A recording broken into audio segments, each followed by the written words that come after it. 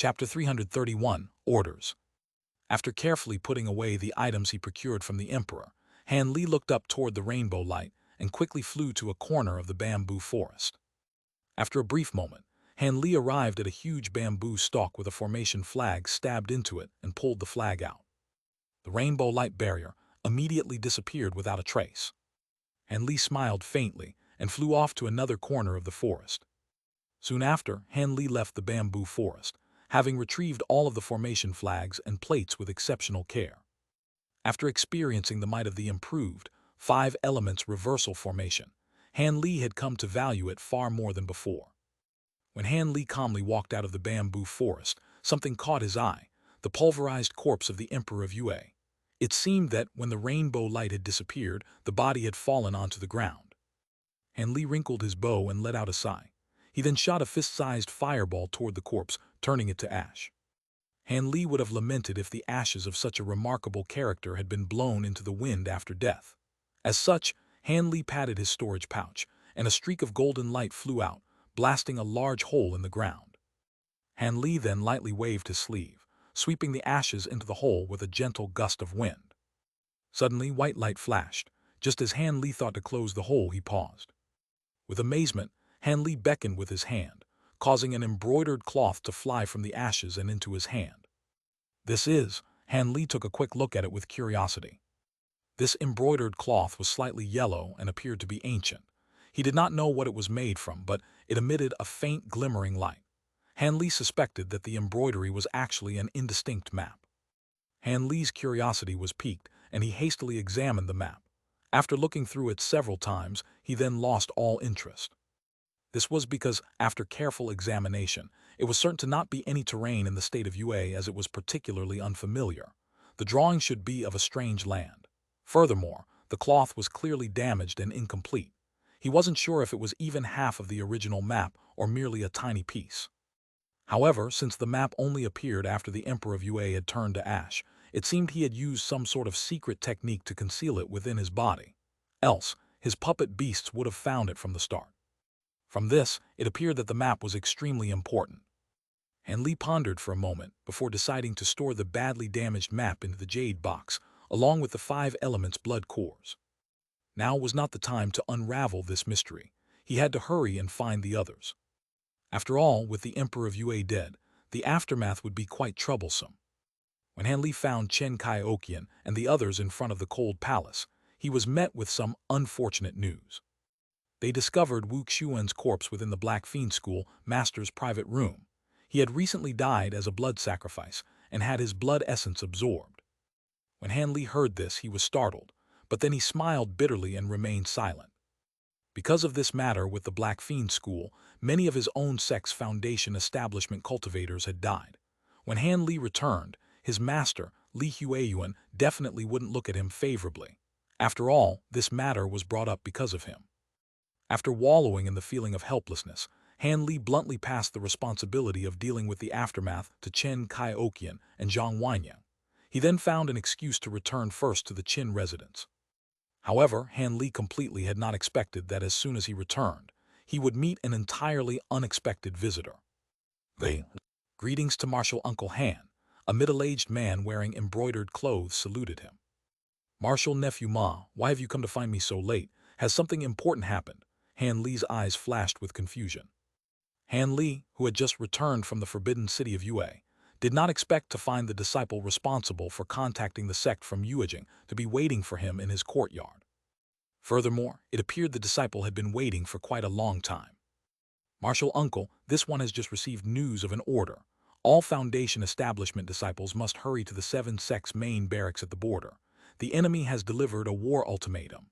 In 2 months, the 6 Devil Dao sects will have a battle for supremacy with the 7 sects of Yue. For this, all hands are to return to the battlefield. In addition, Martial Ancestor Li has sent a message to you. The embroidered-clothed man solemnly said, and handed a writ and jade slip over to Han Li. When Han Li heard this, he was slightly startled, but he still maintained his calm expression as he took the 2 items and carefully examined them. The writ's orders were exactly as he had been told. All Foundation establishment cultivators out on missions are required to assemble at the border camp within a month of receiving the writ and the date of the decisive battle had already been determined. The spiritual signature at the end of the writ was also genuine. Having finished reading the writ, Han Li submerged his spiritual sense into the jade slip. A hollow image of Li Hueyuan appeared within and spoke very plainly. He merely instructed that Han Li no longer needed to protect the Qin residents, and that Han Li, along with his other disciples, were to return to the border. He had previously received information that the Devil Dao's plan to infiltrate the state of Yue's secular world and wreak havoc was cancelled for some unknown reason. When Han Li heard the few words of Li Hueyuan's hollow image, he was vexed to the point of spitting out blood. Han Li strongly suppressed the sullenness in his heart and withdrew his consciousness from the slip. After a moment of thought, Han Li looked at the items in his hands and said, "Leave behind the writ and jade slip. I will inform the others about this." The middle-aged man hesitated for a moment before respectfully replying, "Then I will have to trouble senior uncle." He then took his leave. Han Li didn't speak any further and watched as the middle-aged man departed. Afterwards, he softly exhaled and slowly returned to his room. On the morning of the second day, Han Li and the others sat in the guest hall and discussed their departure from Yuejing. "Before I can travel to the border camp and participate in the great battle, I must first pay a visit to my clan. Thus, I will not be able to travel together with you all." Not long after she read the writ, Chen Kaioqian said this as she lightly bit on her lips. "I must deliver Senior Marshal Brother Liu's remains back to his clan," Zhang Wenying said with a haggard appearance and slightly red eyes. Although it wasn't explicitly said, all the others undoubtedly intended to travel alone as well. "I have no plans, so I'll travel together with Junior Marshal Brother Han." Song Meng was quite forthright and patted the shoulder of Han Li beside him. "Fourth Senior Marshal Brother, I can't. I also have a few personal matters to attend to." Han Li had previously made plans and declined Song Meng with a slight smile. "Let's forget about it then." Song Meng appeared very disappointed. "How about I accompany Junior Marshal Brother Song?" Chen Kaioqian's sole surviving Senior Marshal Brother said to Song Meng with a smile. Song Meng's spirits were immediately raised. Now, he would have someone to swap pointers with along the way.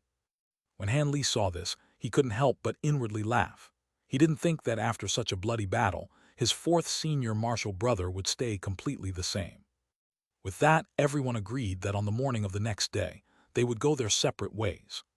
By late afternoon, Han Li had already informed Qin Yan that the danger had come to pass, and he would be departing the next day. Qin Yan revealed great happiness at the news, but hastily said a few words urging Han Li to stay as a guest. Han Li refused with a faint smile, so Qin Yan could only drop the subject. After speaking with Qin Yan, Han Li returned to his residence.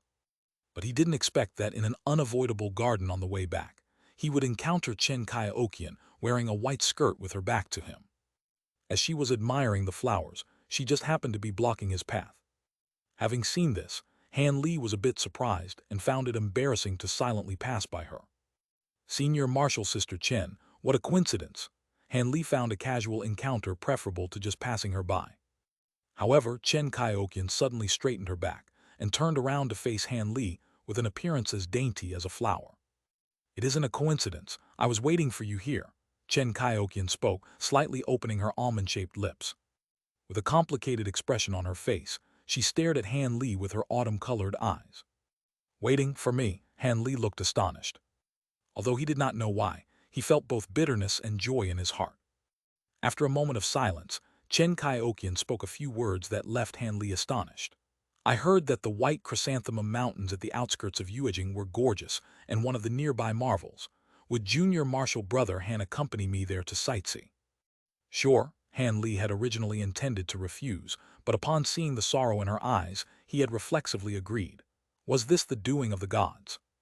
When Chen Kaioqian heard Han Li agree, her face slightly blushed, revealing a happy expression. It complemented her incomparable beauty. "That is great, Junior Marshal Brother Han. Let's go now. If we wait until after the sun sets, we won't see anything." Chapter 332, A Once Familiar Place. Immediately after Han Li agreed to accompany Chen Kaioqian, he felt slight regret. He had previously came to a clear decision to no longer be tangled with this woman, but now he had agreed to accompany her for some unknown reason. It seemed he wasn't as determined as he had thought. Han Li inwardly shook his head and replied, "All right, Then how about Senior Marshal's sister ride with me in my divine wind boat? We'll be able to arrive there much faster. With that said, Han Li took out his spotless white divine wind boat and invited Chen Kai-kiel to ride with him. When Chen Kai-okian saw this gesture, she smiled sweetly and entered the boat without any objections. After a moment of flight, Han Li brought Chen Kai-okian to the Yuejing's famed White Chrysanthemum Mountain. The mountain was covered with all sorts of chrysanthemums, a majority being white. The scene was truly mesmerizing. Contrary to Han Li's expectations, Chen Kai-okian didn't speak to him after arriving on the mountain. They merely walked along the small mountain path minding their own business. Only when they occasionally saw a particularly breathtaking scene would they stop for a moment. Han Li did not speak as he followed behind her, dispassionately gazing at her charming body without the slightest shame.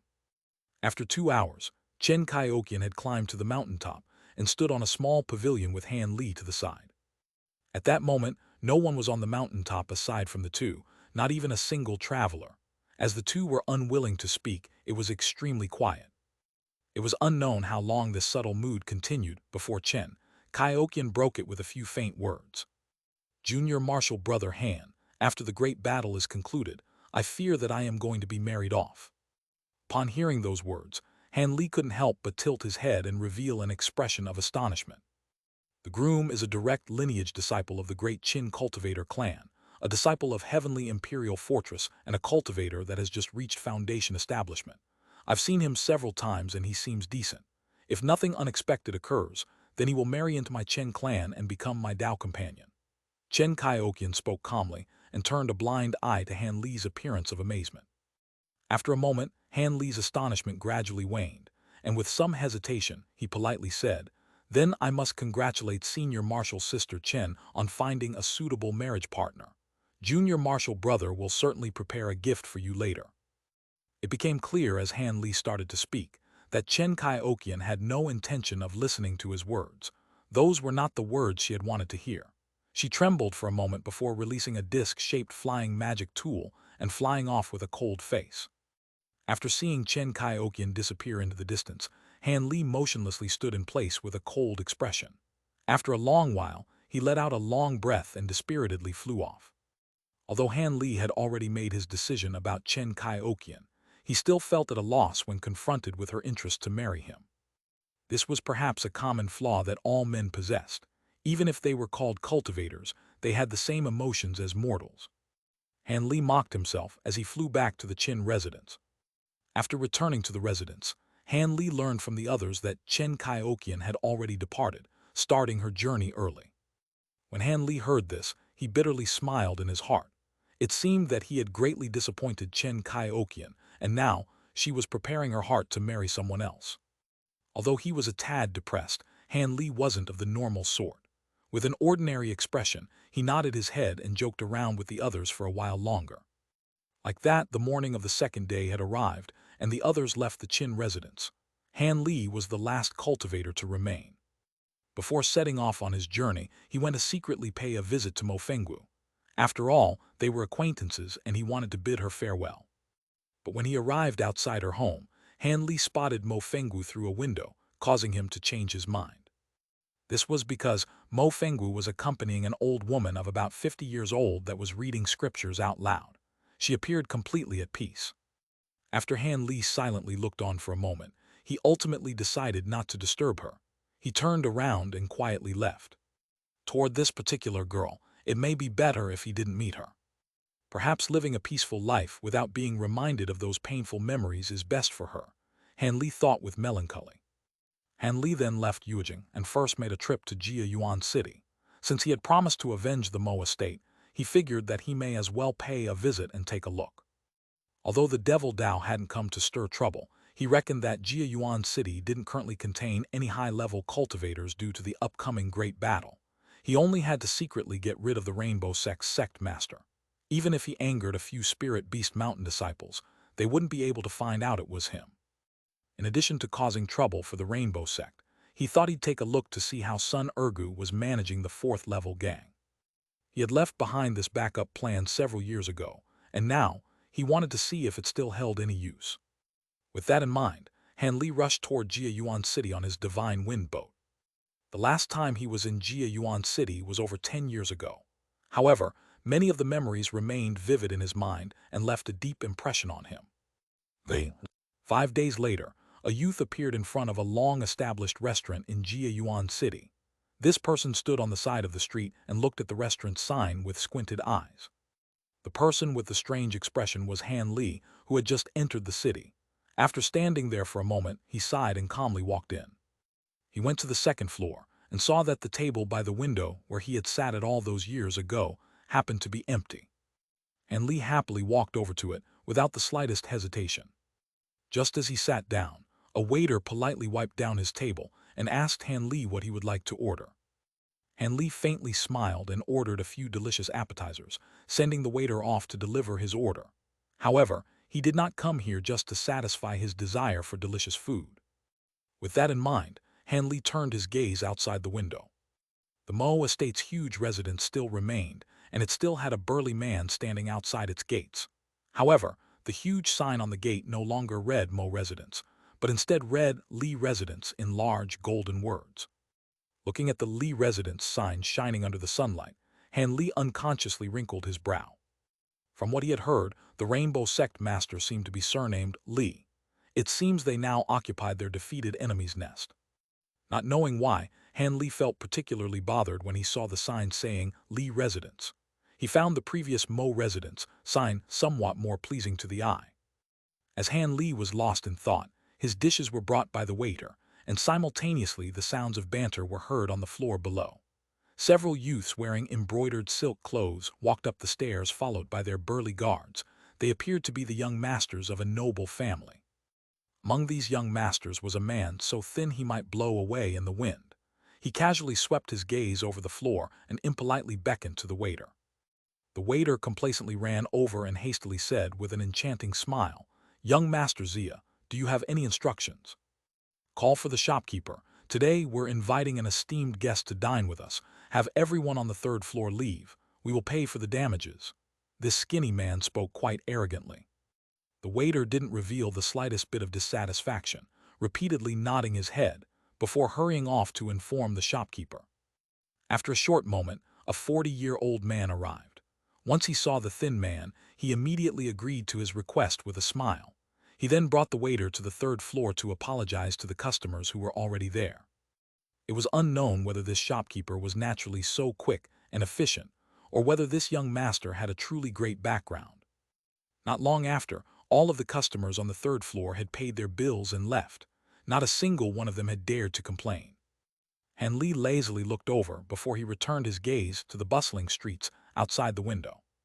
The newcomer was only a young master among mortals, an arrogant person only relying on the might of his clan, commonly found at all places. Han Li had absolutely no interest in him. At that moment, the youth in charge, young Master Xia, then nodded with satisfaction and descended to the ground floor. Later, the sound of footsteps came up from below. This time, Han Li was startled and couldn't help but turn his head around and stare. This was because among those heavy footsteps, feather-light footsteps could be faintly discerned. Only a Jianghu martial artist who practiced Qinggong to a certain stage would be able to display such control. This greatly piqued Han Li's curiosity. Chapter 333, Gang Leader's Son. A refined and cultured youth was escorted by the young masters to the second floor. The 30-year-old youth had a dashing appearance.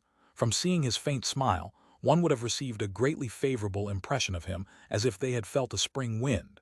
Those near-silent footsteps came from him. The youth and the young masters were bantering with one another as they swept their gazes across the second floor. As Han Li's common appearance did not catch their attention, they headed up to the third floor. It seemed that this youth was the so-called esteemed guest. Just as they arrived to the third floor, a stream of servants carrying fine delicacies followed. Afterward the food was delivered, the servants and guards descended. It seems they didn't want others to hear their conversation. Having seen this, Han Li's interest was piqued, and he secretly extended his spiritual sense upstairs, allowing him to clearly hear their conversation.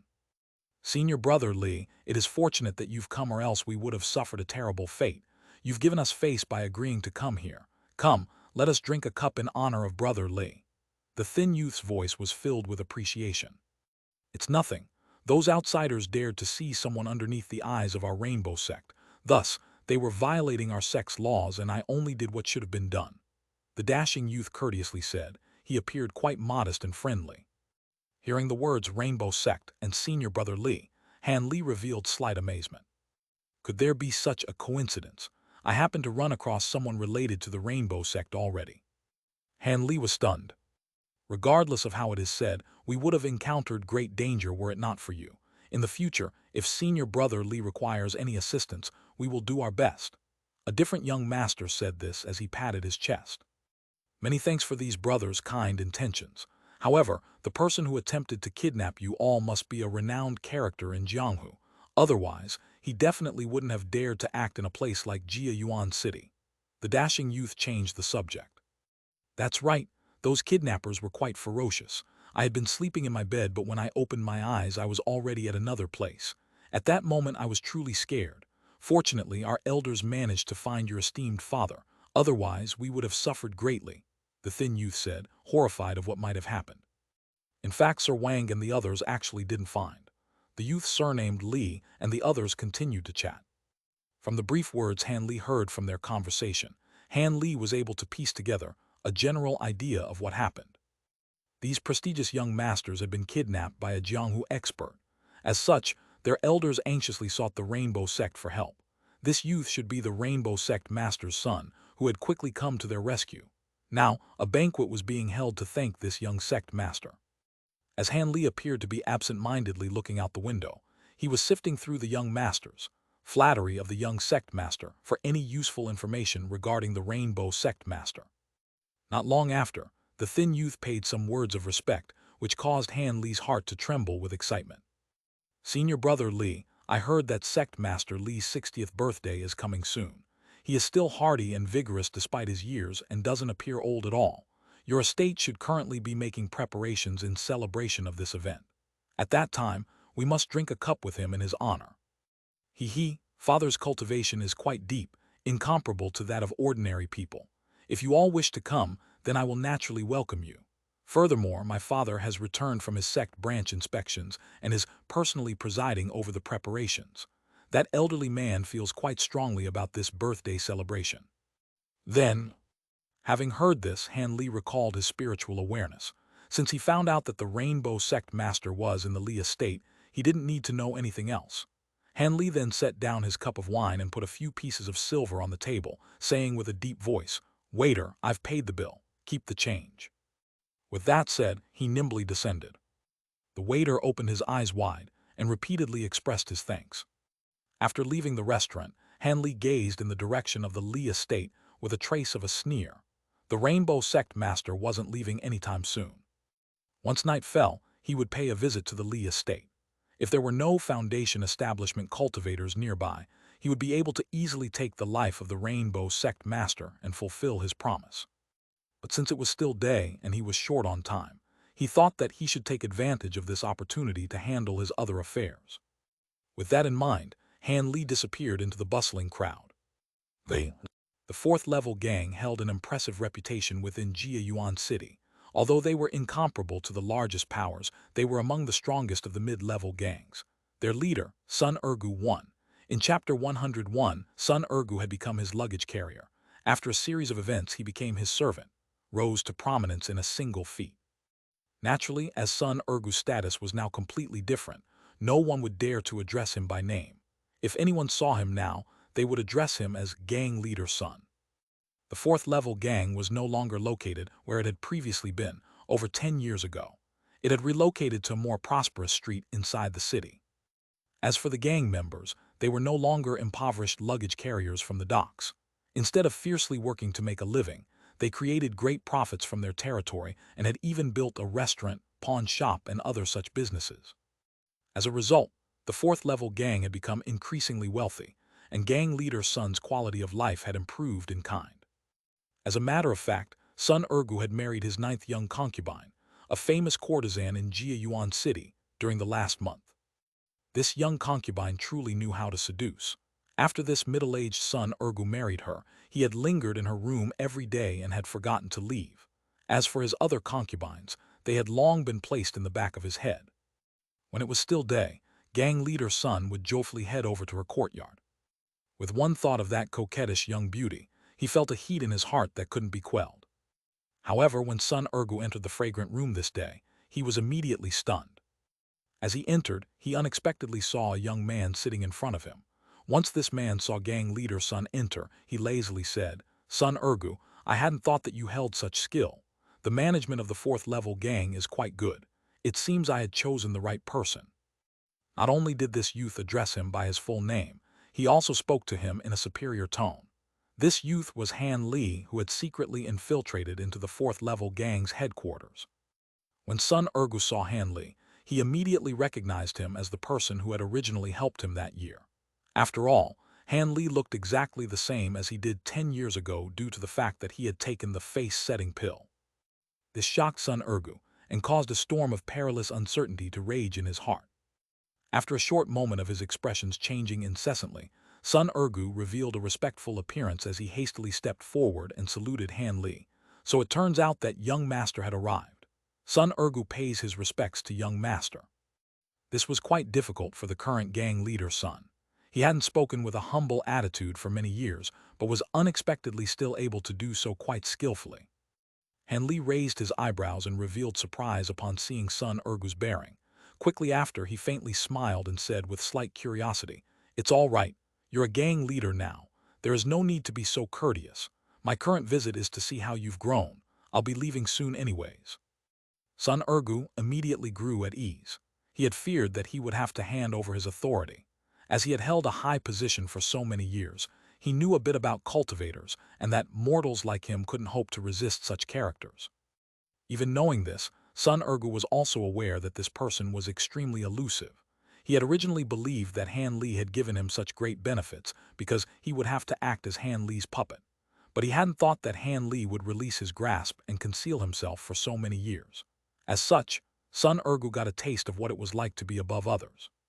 He hadn't expected that this young master would suddenly reveal himself. He had believed that Han Li had completely forgotten about him. As he didn't know Han Li's objective, he grew truly apprehensive. "Yi," Han Li looked at Sun Ergu with surprise. "Come over here and let me see your wrist." Han Li wrinkled his brow and gave an indisputable command. Sun Ergu was startled. After hesitating for a moment, he obediently walked over and extended his wrist. Han Li impolitely grabbed his wrist and poured a bit of spiritual qi into his body, quickly circulating it through his meridians. After a short moment, Han Li released Sun Ergu's wrist with an indifferent expression and said a few words that left Sun Ergu pale from fright. "A hidden poison has started to take effect in your body. At most, you have a month to live." Han Li's voice was ice cold and emotionless. Chapter 334, A Strange Chain. "Poison? That's impossible. I'm quite careful and have a specialist responsible for testing my food and drink." After a moment of terror, Sun Ergu revealed an appearance of unease. Hearing this, Han Li was too lazy to explain any further. With a wave of his hand, a streak of azure light flashed and flew into Sun Ergu's body. "Young master, this is what you?" Sun Ergu hadn't dared to dodge but was still alarmed. "This is true spirit technique. It's capable of visualizing the poison within your body. Go ahead and take a look in a mirror." Han Li sat on a chair and played it down. When Sun Ergu heard this, his heart dropped. Then he hastily ran to the corner of the room with a dressing table. He hastily scoured the dressing table for a small mirror and then looked into the mirror with great caution. What he saw left him dumbfounded. He saw that his entire face was covered in blackish-purple qi. From a single glance, he could tell he was severely poisoned. "Young master, please save my life. This one has remained faithful to young master this entire time and possesses no trace of disloyalty." Sun Ergu rushed over to Han Li with an expression of fear and knelt while imploring Han Li to save him. At this moment, he was almost entirely convinced. As Han Li was a cultivator, it was impossible he would waste so much effort to deceive someone like Sun Ergu. If Han Li had truly meant him harm, he could have killed him with a flick of a finger. After having seen this display of loyalty, Han Li faintly smiled and calmly said, "Be at ease. Although the poison is quite hidden, its toxicity is weak. It won't be able to kill you in a few days. There is no need to be so fussed over nothing." Though Sun Ergu had calmed down a bit, he continued his pitiful pleas. "Young master possesses great power, Please give this one a method to dissolve the poison so that I, Sun Ergu, may continue to serve you faithfully.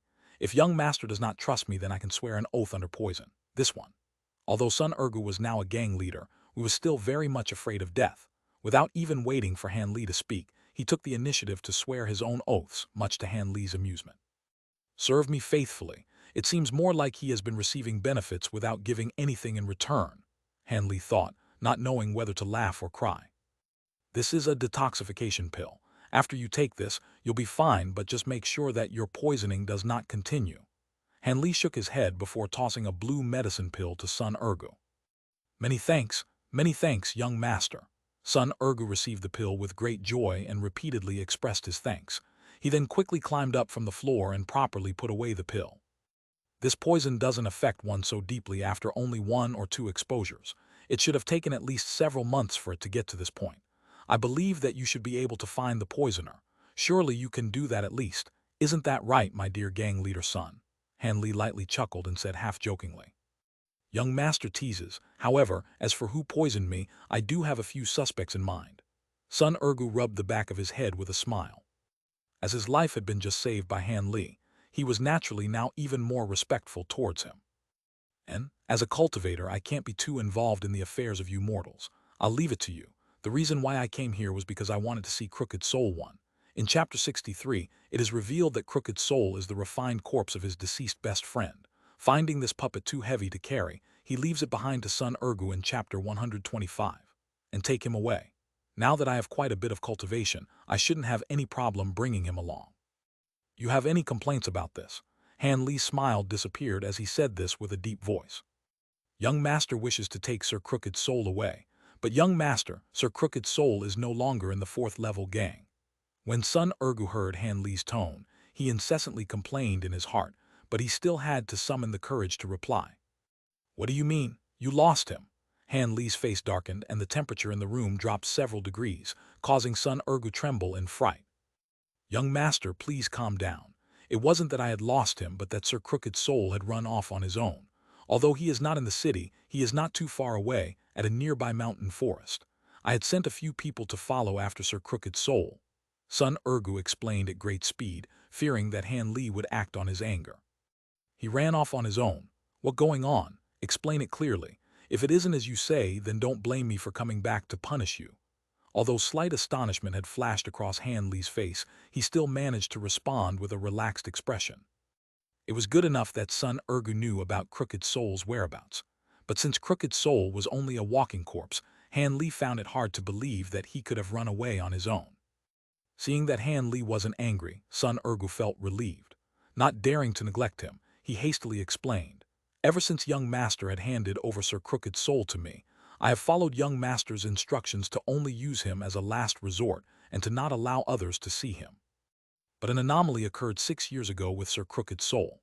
That period of time was a crucial moment of expansion for my gang, and we were against a mid-level gang with a great amount of experts.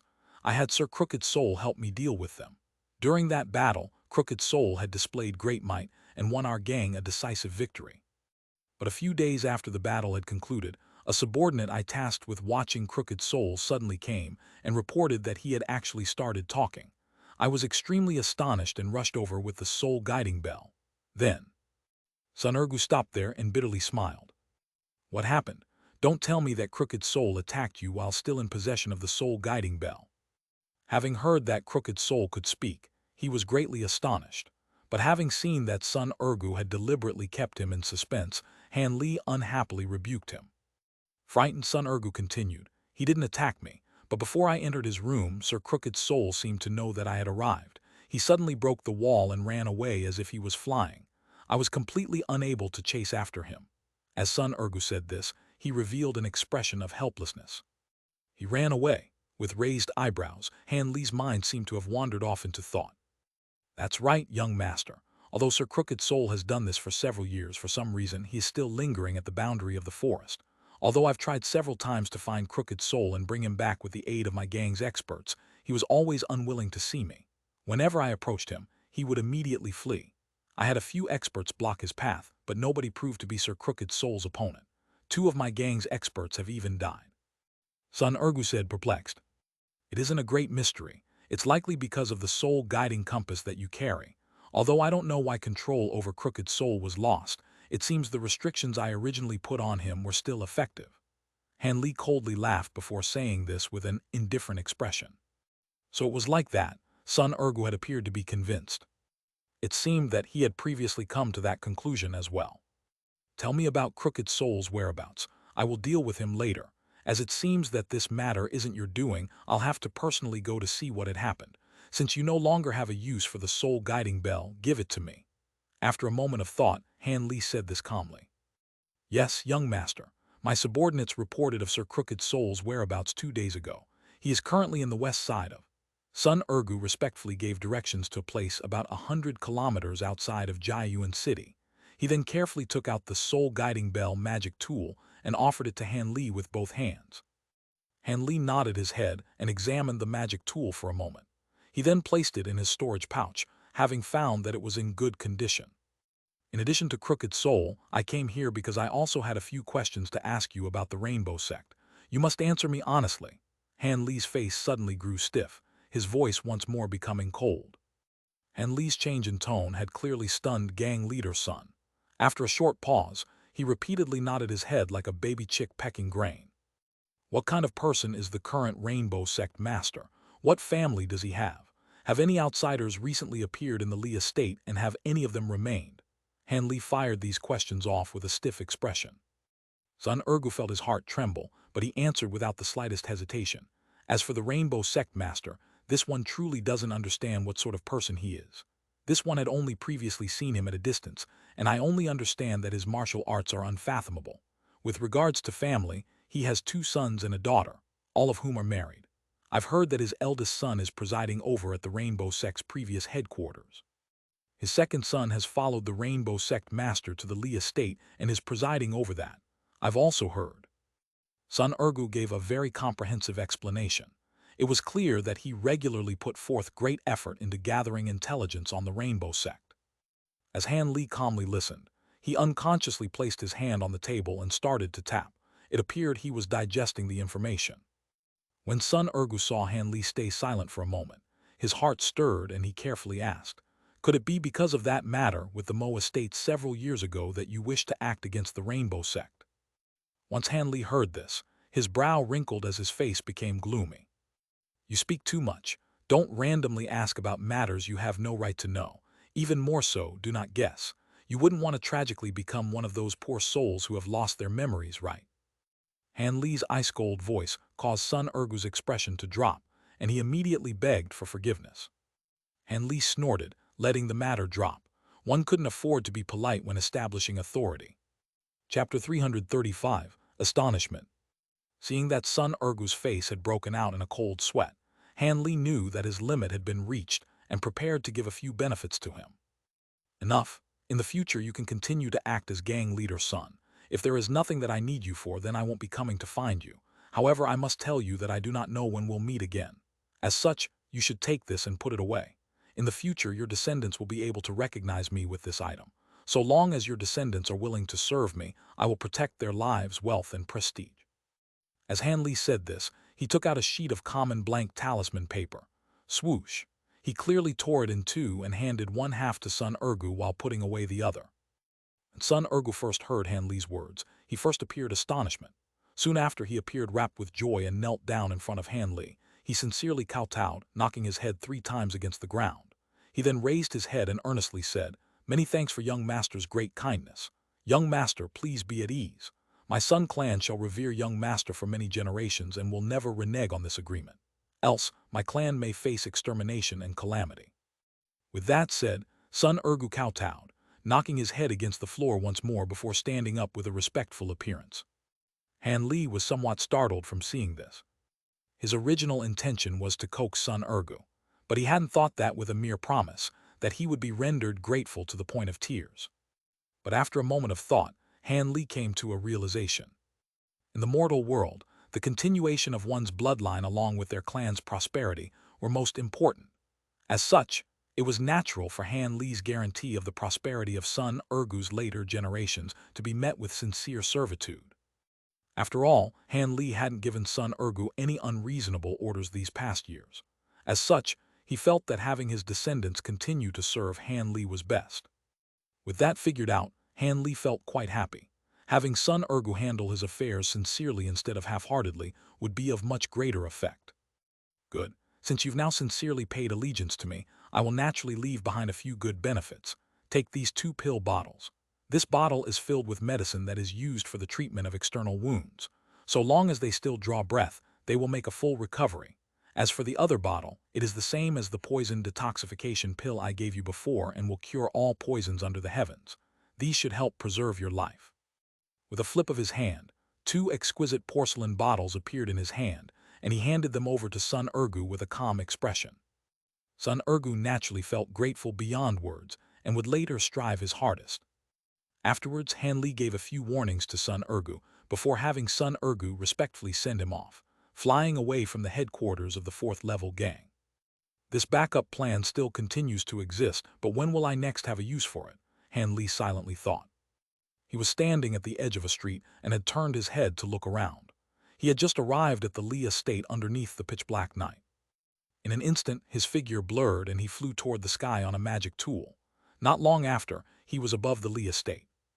Taking advantage of the curtain of the night, Han Li effortlessly descended from the sky and made use of several concealment techniques, noiselessly disappearing into the Li estate. With his previous experience of infiltrating Prince Zin's mansion, Han Li was able to skillfully restrain powerful experts with soul-lock talismans and use the soul-controlling technique to inquire about the Rainbow Sect master's whereabouts. The result left Han Li quite happy. The Rainbow Sect master was not in a heavily guarded location such as the back mansion and was instead located at his second son's residence. It seemed as if he was discussing a few matters with him.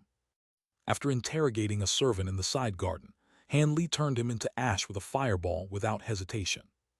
Since this person had heard his questions and voice, he couldn't mercifully spare his life. Soon after, Han Li slipped past layers of sentries and arrived at the front of a large courtyard. What he saw left him surprised. 4 white-clothed men were securely guarding the courtyard gate. Their temples were tense and their eyes attentively shot in every direction. They appeared to be extremely skilled martial artists. Han Li wrinkled his brow. It seemed these were the Rainbow Sect master's personal guard. As they were posted outside, it was likely that the Rainbow Sect master was currently inside. Han Li coldly glanced at the 4 guards and pondered for a moment. In a blur, he suddenly appeared in front of them. The 4 white-clothed men were greatly startled and immediately thought to act. However, Han Li's body grew blurry once more and turned into 4 afterimages that simultaneously waved their hands toward the 4. Suddenly, the 4 guards silently fell to the floor as corpses. Each of the corpses had a glistening ice spike protruding from their hearts and were covered in a layer of white frost. Han Li expressionlessly turned their corpses into ash with fireballs and arrogantly pushed open the gates, entering the courtyard. On the way there, Han Li had already searched the Li estate once through with his spiritual sense. He had found no cultivators, setting his heart at ease and kindling his desire to kill. It seemed the Rainbow Sect master would truly die by his hand. Han Li had already made up his mind. Once he entered the courtyard, he would just kill everyone. If he left behind any witnesses, Spirit Beast Mountain cultivators would investigate a rather troublesome matter. With that thought, he walked into the courtyard filled with the desire to kill. But when he clearly saw the scene there, he stopped in his tracks. There was a young woman in the courtyard embracing a 3-year-old girl and singing a lullaby for her. Although this woman had lowered her head and he could not clearly see her face, her gentle, loving voice caused even Han Li to clearly feel the love the woman had for the child. Such a scene was far beyond Han Li's expectations. The desire to kill had unknowingly disappeared from his mind, and he now found himself in a difficult dilemma. This woman was the young sect master's wife. However, Sun Ergu hadn't mentioned that they had a young daughter. Because Han Li hadn't concealed his movements when he entered, the woman knew someone had entered, despite not raising her head. Eventually, she stopped singing her enchanting lullaby and unhappily said, "You're not going to speak. I had you wait outside so you wouldn't wake up my Yingning." With that said, the young woman coldly turned her head. She had clearly considered Han Li to be one of those 4 guards. After the young woman and Han Li saw each other's appearances, they both cried out in surprise. "It's you. What are you doing here?" The expressions on young woman's face continuously changed from clear and dark. Her beautiful face was covered in shock while containing a trace of bewilderment. She appeared as if she had been caught having an affair while in bed with another man. It was quite ridiculous. And Li did not find this funny in the slightest, and his expression became extremely unsightly. After a long while, Han Li lightly sighed away a breath of his melancholy and coldly said, "Should I address you as Senior Marshal Sister Mo, or would Mistress Li be better? What will it be, Mo Yujuan? She is first mentioned in chapter 107. This young woman was actually the eldest among the three Mo sisters. During that year, she had a majority of Jiayuan City's young masters head over heels for her, the peerless beauty of her generation that had no mind for others. Although she was now dressed as a young married woman, her beauty hadn't faded in the slightest, still revealing an astonishing charm that would drive men wild. Having heard Han Li's words, Mo Yuju's face became incomparably pale. She lost the strength in her legs and her body swayed, nearly causing her to fall on her backside along with her child. "Yuju, why do I hear an unfamiliar voice? Who are you speaking with?" The people inside the house seemed to sense that something was amiss outside. The speaker's voice sounded familiar to Han Li. The house door opened, revealing an old man with white hair and a 30-year-old youth. During the day, Han Li had previously seen the young Master Li at the fragrant restaurant. As for the old man, his hair was as white as snow, and though his face was wrinkled and red, it gave an amiable impression. When he saw Han Li, his face appeared slightly strange. "This person is the Rainbow Sect Master." Han Li turned his ice-cold gaze to the old man, asking Mo Yuju without a trace of politeness. However, Mo Yuju could not speak. She was tightly embracing her young daughter and was staring at Han Li with her mouth rigidly shut. "Who are you? What did you do to my wife?" When the youth saw that an unknown young man was standing in the courtyard, he was stunned. But when he heard him call her Mo Yuju, he grew furious and charged forward, wanting to teach Han Li a lesson. However, before he had even taken a step forward, the Rainbow Sect Master stopped him and calmly said, "You are grown now, but yet you so recklessly want to charge forward. This person was capable of silently charging through our expert guards. He is certain to be no simple character. Do not be spurred into taking action." As expected, this old man was quite capable. From the Rainbow Sect Master's careful gaze, he was able to deduce that Han Li was not a common character. If he truly was a Foundation establishment cultivator, Han Li was certain to be very cautious and view him as a formidable opponent. Unfortunately, he was but a mortal with a sharp mind. In terms of absolute power, Han Li wouldn't even put him into his eyes. "Since your esteemed self is standing here, it seems that you aren't an unknown figure. May I ask if Sir is Yuju's old friend? If this is true, then your esteemed self cannot be considered an outsider. Please, enter the room and chat with us." The Rainbow Sect Master suddenly asked this with a chuckling smile. He appeared quite polite. These words stunned the youth beside him, who revealed a trace of astonishment. When Han Li heard this, his expression darkened and his mouth formed a sneer. "Many years ago, I had learned many skills under the tutelage of Mo Juran. This daughter-in-law of yours can be considered my senior martial sister. Naturally, I cannot be considered an outsider. However, before we go and confuse our relationships, how about we first address the extermination of the Mo estate?" Having seen Mo Yuju married off to an enemy clan, he felt gloomy after recovering from his astonishment and intended to act. "You're a survivor of the Mo estate," the youth cried out with an appearance of complete surprise. The Rainbow Sect Master revealed astonishment, but soon after, his face darkened and his eyes grew indistinct. His body suddenly swelled without warning and gave off a grand pressure. "Since you are a remnant of the Mo estate, don't think about leaving.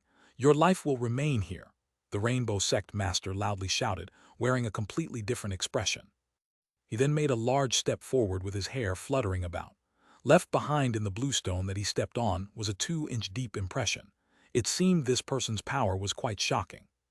When the youth saw this wordlessly slipped to the side, planning on coordinating with his father's movements. Han Li expressionlessly looked at the father and son's movements. Without saying anything further, he wordlessly raised his hand. Pachai. Several fist-sized fireballs appeared above his hand, releasing a scorching air. The Rainbow Sect Master had froze, halting his advance. "Cultivator," he hoarsely said with an expression of complete disbelief. The youth at his side was also dumbfounded. "Humph." Han Li didn't intend to waste more words. He pointed his finger, intending to kill the two with fireballs. But at this very moment, Mo Yuju, who was originally embracing her young daughter, appeared resolute. In an instant, she appeared in front of Han Li, blocking his attack. "Don't do it. I forbid you from killing this child's father. If you kill him, then you must kill me and my daughter as well," she said with a grieved expression. Han Li wrinkled his brow. With a burst of loud crackles, the fireballs suddenly swelled to the size of bowls and became even more scorching. Although Mo Yuju appeared miserable, she still would not move. "Cultivator, there must be a misunderstanding. Our Rainbow Sect." Seeing that Mo Yuju was protecting him, he felt greatly moved and felt fear that Han Li would truly kill her along with his daughter in anger. Thus, he hastily mentioned their great backer. Without waiting for him to finish, Han Li coldly interrupted. "Shut your mouth. Neither you nor your father are in any position to speak. I know of your backer, Spirit Beast Mountain, but I don't care in the slightest. If I hear you two speak again, I will exterminate your entire residence." The youth's complexion became flushed, and he didn't dare to do anything else. He couldn't help but look at his father with burning anxiousness. Although the Rainbow Sect master still appeared calm, his heart had sunk with worry as his son anxiously looked at him. "Give me a reason why I shouldn't kill them. This is revenge for the Mo estate. Furthermore, Fengwu had personally requested this of me." Han Li spoke to Mo Yuju with an indifferent tone. "Fengwu is still alive. That's great. I was always so worried. Only later had I realized that she had attempted to drown herself." When Mo Yuju heard this, she revealed an expression of happiness. "Not only Fengwu but fourth Martial Brother and Keihyun are also alive and well. However, I feel quite disappointed with you. I'll give you a moment to convince me. Otherwise, I will be taking their lives," Han Li said with an indifferent tone. He then raised his hand and caused the floating fireballs to disappear without a trace. Having seen Han Li restrained from attacking, the Rainbow Sect master and son let out a breath of relief. At the very least, their lives were preserved for a moment more. They feared that Han Li would not listen to Mo Yuju's explanation as he was overwhelmed with fury. As they had more knowledge of cultivators than ordinary mortals, their fear of them was far greater as well. They were fundamentally unable to resist them. Mo Yuju's expression also became relaxed, and after a moment of thought, she spoke in a soft voice. "Junior Martial Brother Han, considering that you've traveled a far distance in order to avenge the Mo estate on behalf of my father, I must first give you my thanks. However, I must ask Junior Martial Brother, for what reason are you moving to take revenge on my husband? He didn't move to harm any of those from the Mo estate. He had only given the order, an order not decided by him but by another party. As for who they are, Junior Martial Brother should know of them as they are also cultivators." Han Li grew startled and muttered to himself for a moment. How could Han Li not understand what Mo Yuju said? The main culprit of those who ruined the Mo estate were without doubt the cultivators of Spirit Beast Mountain. How could Han Li afford to provoke such an enemy? But what's more was that Han Li could not believe the Mo estate had created an enemy of such a degree. With that in mind, he had only considered to vent anger for Mo Fengwu on behalf of their previous friendship. If it was just that, it would have been fine. After all, regardless of whether the Rainbow Sect master and his son were innocent, they were still involved in the extermination of the Mo estate. But now that Mo Yuju had appeared, married to this enemy clan, Han Li began to feel that his assumptions were amiss. He could only let out a long sigh towards the sky. The heavens do love making fools of men. Since a member of the Mo estate had an opposing view, Han Li naturally would not strain himself to perform such an undesirable task. Thus, after a moment, he slowly spoke with a relaxed expression. "Senior Martial Sister's words do hold reason. But regardless of how it is said, these two are complicit and killing them could not be considered unjust. What's more is that once they heard I was a member of the Mo estate, they had wanted to execute me. It is hard for me to be convinced that they had nothing to do with the extermination of the Mo estate." With that said, his face was shrouded once more in a layer of cold frost, causing the Rainbow Sect master and his son to appear fearful once more. "However, since Senior Martial Sister is involved and the wishes of both sisters differ, I have no intention of becoming the evil one and will leave this to be disputed among sisters. I hope that, when the time comes, you will be able to talk it over with Fengwu." With that said, he passed on the whereabouts of the Mo Keihyun and Mo Fengwu to her. Having heard this, the Rainbow Sect master and his son now realized that this cultivator had renounced his desire to kill them and couldn't help but sigh in relief. The Rainbow Sect master stepped toward with a grand smile, hoping to incur Han Li's favor. However, Han Li's ice-cold gaze caused the old man to shiver. He no longer dared to continue forward. I don't know what methods you used to marry my senior martial sister off to your son, but I don't plan on investigating this irreversible affair. But from now on, you had best treat her well otherwise. Han Li did not finish his words, but the threat was clearly heard. Junior martial brother, you misunderstand, Mo Yuju hastily thought to resolve this misunderstanding, but before she had finished speaking, the old man had interrupted her. Sir Immortal, do not hesitate to be at ease. I will be certain to have Quanzi treat Yuju well. She will not be wronged in the slightest. The Rainbow Sect Master was rather quick-witted, realizing that Han Li didn't want an explanation but a promise. Thus, he gave a sincere agreement. Han Li nodded his head, expressing satisfaction. Mo Yuju's eyes flashed with appreciation. After a moment of hesitation, she gently handed over the young girl sleeping in her arms. Junior martial brother Han, since you are an immortal now, please carry her. Her name is Yingning. Perhaps by touching junior martial brother's immortal chi, she will be bound to receive good karma, Mo Yuju softly said. Having heard the beautiful woman say this, Han Li was slightly startled. He then faintly smiled and wordlessly received the child, lowering his head to look at her.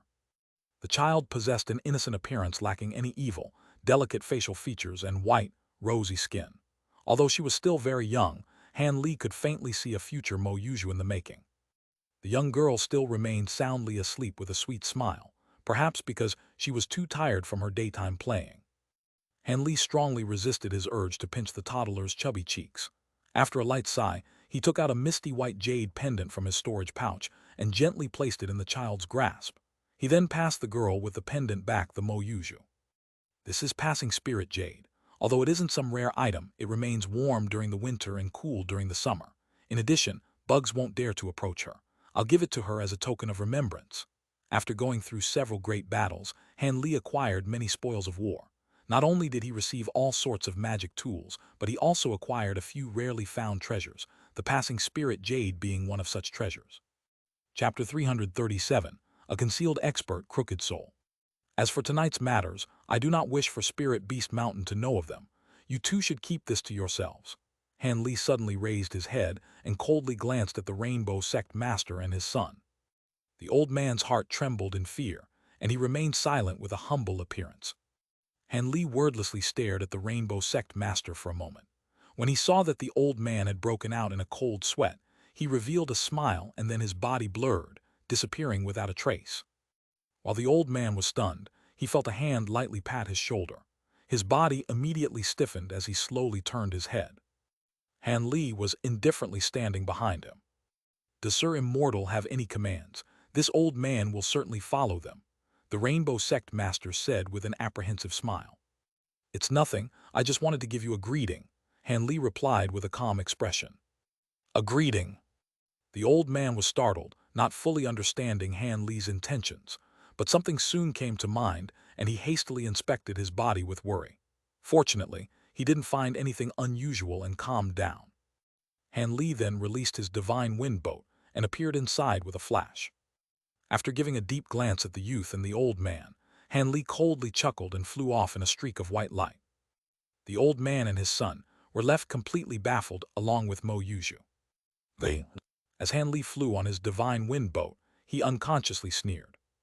Although the old man had said that he didn't dare to tell Spirit Beast Mountain about him, Han Li saw something amiss from his expression.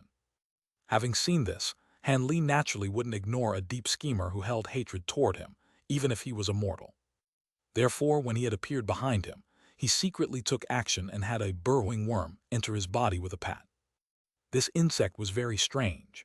It was the size of a fine hair and was nearly invisible to the naked eye, only completely detectable through spiritual sense. So long as it entered the body, it would slowly crawl through one's blood vessels and eventually reach the heart. After 1 or 2 years, the infected party would start to experience heart pain and an inability to sleep soundly. The symptoms would grow increasingly severe over a span of several months until the heart pain surges, leading to death.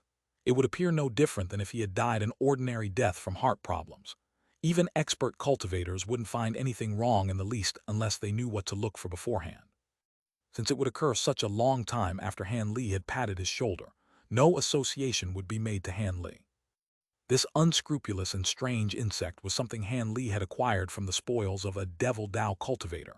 He initially had no idea what it was until he had someone else appraise it. Now knowing its purpose and usage, he had used it on the Rainbow Sect Master. With this, he was able to fulfill his promise to Mo Fenggu without appearing evil in front of Mo Yuju. Han Li felt quite pleased with himself. Han Li currently no longer cared if they informed Spirit Beast Mountain that Han Li had been there. After all, he hadn't harmed the father or the son in the slightest. Presumably, Spirit Beast Mountain wouldn't pursue him over such a minor affair. As for the Rainbow Sect Master's son, he seemed decent. Han Li hoped that Mo Yuju would have a happy life with him.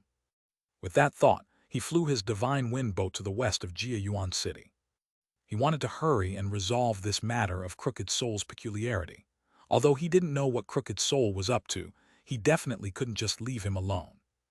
West of Jiayuan City was a tall mountain range filled with dense forest. It was said that poisonous snakes and fierce beasts roamed in these parts. As such, people would rarely tread in that region. This was most likely the main reason why Crooked Soul ran there after the peculiarity had arisen. And Li silently observed the densely covered mountain range from the sky. After a long while, he took out the soul-guiding bell from his storage pouch. He gradually poured spiritual power into the bell as he grasped it in his palm. A short while later, the soul-guiding bell glowed with faint white light and floated in the air. Go! After he threw the small bell, he formed an incantation gesture with his other hand and softly spat out his command. The soul-guiding bell trembled for a moment before releasing a clear ring. It then flew off at great speed. Han Li faintly smiled and chased after it with his Divine Wind boat. By using Crooked Soul's blood essence that the bell contained, he was able to easily use the bell to track down where Crooked Soul was located. Naturally, he couldn't do this if the bell was too far away from Crooked Soul. If Crooked Soul was over 500 kilometers away, Han Li would be powerless to act. But now that the bell had responded, Han Li grew happy, knowing that Crooked Soul was concealed nearby. The small bell flew straight for about 15 kilometers before suddenly descending. When Han Li saw this, he knew he had found his objective and immediately grabbed the small bell in midair. Then, he completely covered the small, glowing bell in a layer of azure light. From Sun Ergu's words, Han Li knew that Crooked Soul could now sense the soul-guiding bell. By concealing the bell's aura, he could avoid having Crooked Soul flee. He quietly descended on a small mountain's peak and started to sweep his gaze in every direction. Although it was already dark, Han Li was still able to vaguely see as he was a Foundation establishment cultivator. As a result, he headed straight towards the direction in which the small bell had originally descended, into a large pile of stones on the mountaintop. Han Li walked without the slightest sound as if he was a ghost. From Han Li's measures, he had ultimately caught Crooked Soul completely unaware. Crooked Soul was sitting cross-legged on a huge rock in meditation as if he were refining qi. Hidden behind a rock, Han Li secretly watched Crooked Soul with complete amazement. Han Li was able to feel spiritual qi within Crooked Soul's body. His spiritual qi fluctuations indicated that he was at the 5th or 6th layer of qi refinement, leaving Han Li stunned. Han Li had clearly remembered that Zhang Tai was originally unable to cultivate the eternal spring arts because he didn't have spiritual roots. Wait, although Zhang Tai was unable to cultivate the eternal spring arts, that didn't mean that he didn't possess any spiritual roots. It only meant that he didn't have wood attribute spiritual roots. Could it be that Zhang Tai possessed spiritual roots of another attribute? Han Li thought, suddenly coming to a realization. What were the odds? Dr. Mo was actually able to accept 2 disciples with spiritual roots, when a person with spiritual roots couldn't normally be found among 10,000 mortals. With incredulity, Han Li continued his thoughts. It is truly unfortunate. Because he didn't have similar attributed spiritual roots, we ended up with completely different fates. If I happened to not have wood attributed spiritual roots, then would I have ended up? Han Li felt a trace of lingering fear in his heart. However, how did Crooked Soul acquire a foundation cultivation technique he could use? Could it be? Han Li seemed to have thought of something and wrinkled his brow. His eyes flashed with malicious intent, but he continued to silently watch Crooked Soul cultivate. After the time it took to eat a meal, Crooked Soul opened his eyes. He stood up and stretched his limbs. His eyes displayed intelligence, as if he truly possessed consciousness. But when Han Li saw this, his face only appeared gloomier, and his expression held a faint trace of maliciousness. Today's progress wasn't bad. It seems that in 4 months I won't have to be afraid of the magic tool that controls this body." As Crooked Soul revealed happiness, he heard an ice-cold voice from his side. "It seems that your esteemed self is quite satisfied with that body." "Who is it?" Crooked Soul's expression turned cautious as he hastily looked in the direction of the voice. At this moment, Han Li walked out from concealment with an icy expression. "Who are you?" You're a Foundation establishment cultivator." When Crooked Soul discovered that he was unable to see through the depth of Han Li's cultivation, he couldn't help but reveal fear. "That's what I wanted to know. Why did you occupy and steal that body? That is the body of my close friend, and I personally handed it over to my subordinate for safekeeping. You've occupied that body for so many years, so how about you give me an explanation?" Han Li calmly said. "This body is yours." Crooked Soul revealed doubt as his eyes continuously shifted about. It was clear that he had some sly plan in mind. When Han Li saw this, he coldly sneered. He suddenly flipped his hand, revealing the soul guiding bell. "What are you doing?" When Crooked Soul saw Han Li move, he immediately jumped 10 meters back like a frightened hare. He then stared at Han Li with a face of vigilance. Although he had previously felt the existence of the soul guiding bell, he did not know its specific form.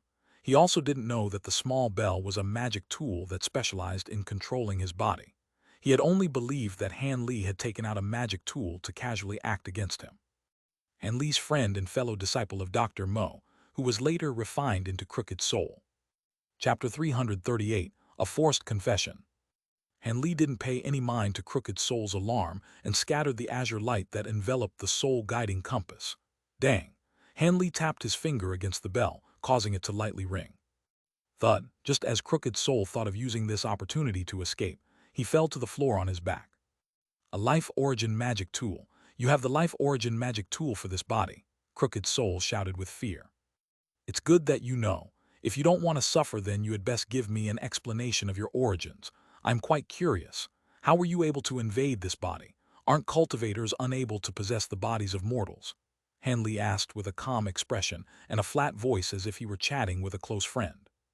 When Crooked Soul heard this, he couldn't help but tremble. Cultivators that possess bodies were loathed in the cultivation world. While it isn't to the degree where they would be exterminated on sight, they absolutely wouldn't be looked upon favorably. With the addition of Han Li's strange behavior, he couldn't help but feel perturbed while vainly dreaming of escaping. "Fellow Taoist, please forgive me. I was previously a Foundation establishment cultivator, but I lost my body in a war against an enemy clan. As a result, I had no choice but to occupy this body." Instead of answering Han Li's question, he stood up and gave this explanation with a smile. "Really?" Han Li indifferently commented. In truth, Han Li was somewhat surprised to hear that he was a Foundation establishment cultivator. However, when Crooked Soul was unable to make out Han Li's thoughts through his indifferent appearance, he couldn't help but become scared and hastily plead. "Although this one's cultivation had dropped to the low levels of chi condensation, I still retained a few magic tools and spirit stones. So long as fellow Taoist doesn't pursue this matter, I would be willing to gift them to you." He had spoken humbly. He clearly understood that he had no choice but to yield while under Han Li's control. However, Han Li didn't pay attention to his seductive words and asked after a moment of contemplation, "Are you a cultivator of the 7 sects?" Han Li appeared to have casually asked this. According to his knowledge, very few Foundation establishment cultivators existed outside of the 7 sects within the state of Yue. Only a few large cultivation clans would possess a number of Foundation establishment cultivators, the Yan clan for example. 7 sects? Ah yes, I'm a cultivator of Spirit Beast Mountain. Could it be that your esteemed self is also a 7 sects cultivator? Crooked Soul said these words calmly, but Han Li was able to spot a trace of fear within his eyes, causing Han Li to feel great suspicion. "So it turns out that fellow Taoist is from Spirit Beast Mountain. How is young mistress Han Yunjie doing?" Han Li asked with a faint smile. "Han Yunjie? I am truly sorry. This one had been in secluded cultivation for so many years and thus has no recollection of the younger disciples." After being surprised momentarily by Han Li's question, he made a forced laugh and self-mockingly said, "You aren't familiar with her? Then how about fellow Taoists tell me the names of a few disciples that you do remember? This one knows many fellow Taoists from Spirit Beast Mountain. Perhaps I might know a few." Han Li flatly continued with his close questioning. This Crooked Soul appeared somewhat panicked and began shifting his eyes in every direction. His expressions were more honest than his words. Seeing that this person had failed to answer, Han Li's expression grew dark and cold. "Fellow Taoist, you truly disappoint me. You are still hesitating and now I must force you," Han Li said bluntly. With a blur, his body flashed forward and back. Crooked Soul remained motionless in his original location. However, a soul-lock talisman was now attached to the center of his chest, removing any opportunity for him to act. With a panicked appearance, he hastily shouted, "Fellow Taoist, what is the meaning of this? We can talk about this." When used on mortals, a soul-lock talisman was capable of completely locking down their bodies to the point where they wouldn't be able to speak. But when used against cultivators who possessed magic power, its efficacy was somewhat lacking. Although there were other methods to immobilize weaker cultivators, there were few that left them capable of speaking and expressing emotion. At this moment, Han Li paid no mind to any of his shouts and took out a pitch-black alms bowl from his storage pouch. Once it appeared, a sinister chi filled the air, causing the nearby temperature to drop several degrees. Shortly after, the alms bowl released a ghastly wail and surrounded itself with a strange black fog, causing its ghostly aura to thicken. This was the Soul Congregation Bowl that Han Li had recently acquired. Single-handedly grabbing the magic tool, Han Li ominously glared at Crooked Soul as he approached him. As Crooked Soul stared at the strange alms bowl, he appeared bewildered, but he then immediately thought of something and his expression became nervous. He forced himself to say, "What do you plan on doing? Don't tell me you plan on using a soul refinement technique." When he said the word soul refinement technique, his eyes revealed extreme fear. The soul refinement technique was a notorious, fear-inspiring magic technique in the cultivation world. Some cultivators would even swear death oaths under threat of this wicked magic technique. All of the sects and great clans have specialists that would learn this technique in order to deliver the harshest of punishments to set an example for traitors. This practice had gained it much infamy due to the cruelty involved. It was said that practitioners of this technique were capable of extracting one's soul and using specialized magic techniques to torment them. Rumor has it that direct suffering inflicted on a soul for even a short moment was unbearable even to those with adamant wills. Furthermore, the stronger the cultivator's soul, the greater suffering they would feel. These gruesome details would cause cultivators' faces to pale when they spoke of them. Rumors of the soul refinement technique have spread all across the cultivation world. The best known among them was the rumor that cultivators capable of the soul refinement technique were able to cultivate a soul tool, a tool inseparably linked to their own souls. Only with such a magic tool would the user be able to fully utilize the soul refinement technique and damn the target's soul to suffer a fate worse than death. Not many cultivators had personally seen a soul tool, but it was said to release a dense, sinister, and ghostly aura. Its description closely matched the appearance of the Soul Congregation Bowl, a magic tool that had held the souls of over 100 cultivators. Thus, with the threatening appearance of the alms bowl and Han Li's previous threats, this person had mistakenly believed that Han Li was capable of using this soul tool to perform the dreadful soul refinement technique. It was no surprise why he thought this. When someone thought of soul torture, the first thing that came to mind was the soul refinement technique. How could he not have been scared out of his wits? When Han Li heard Crooked Soul's words, he remained expressionless despite the surprise he felt. In fact, Han Li hadn't thought of using the soul refinement technique to threaten him. He only wanted to use the dark, icy chi of the alms bowl to submit his soul to a bit of suffering. But now that Crooked Soul believed that Han Li was capable of using the soul refinement technique, Han Li was prepared to take advantage of his misconception. "I'm going to ask you one more time. Tell me about your origin and why you have impersonated a spirit beast mountain cultivator."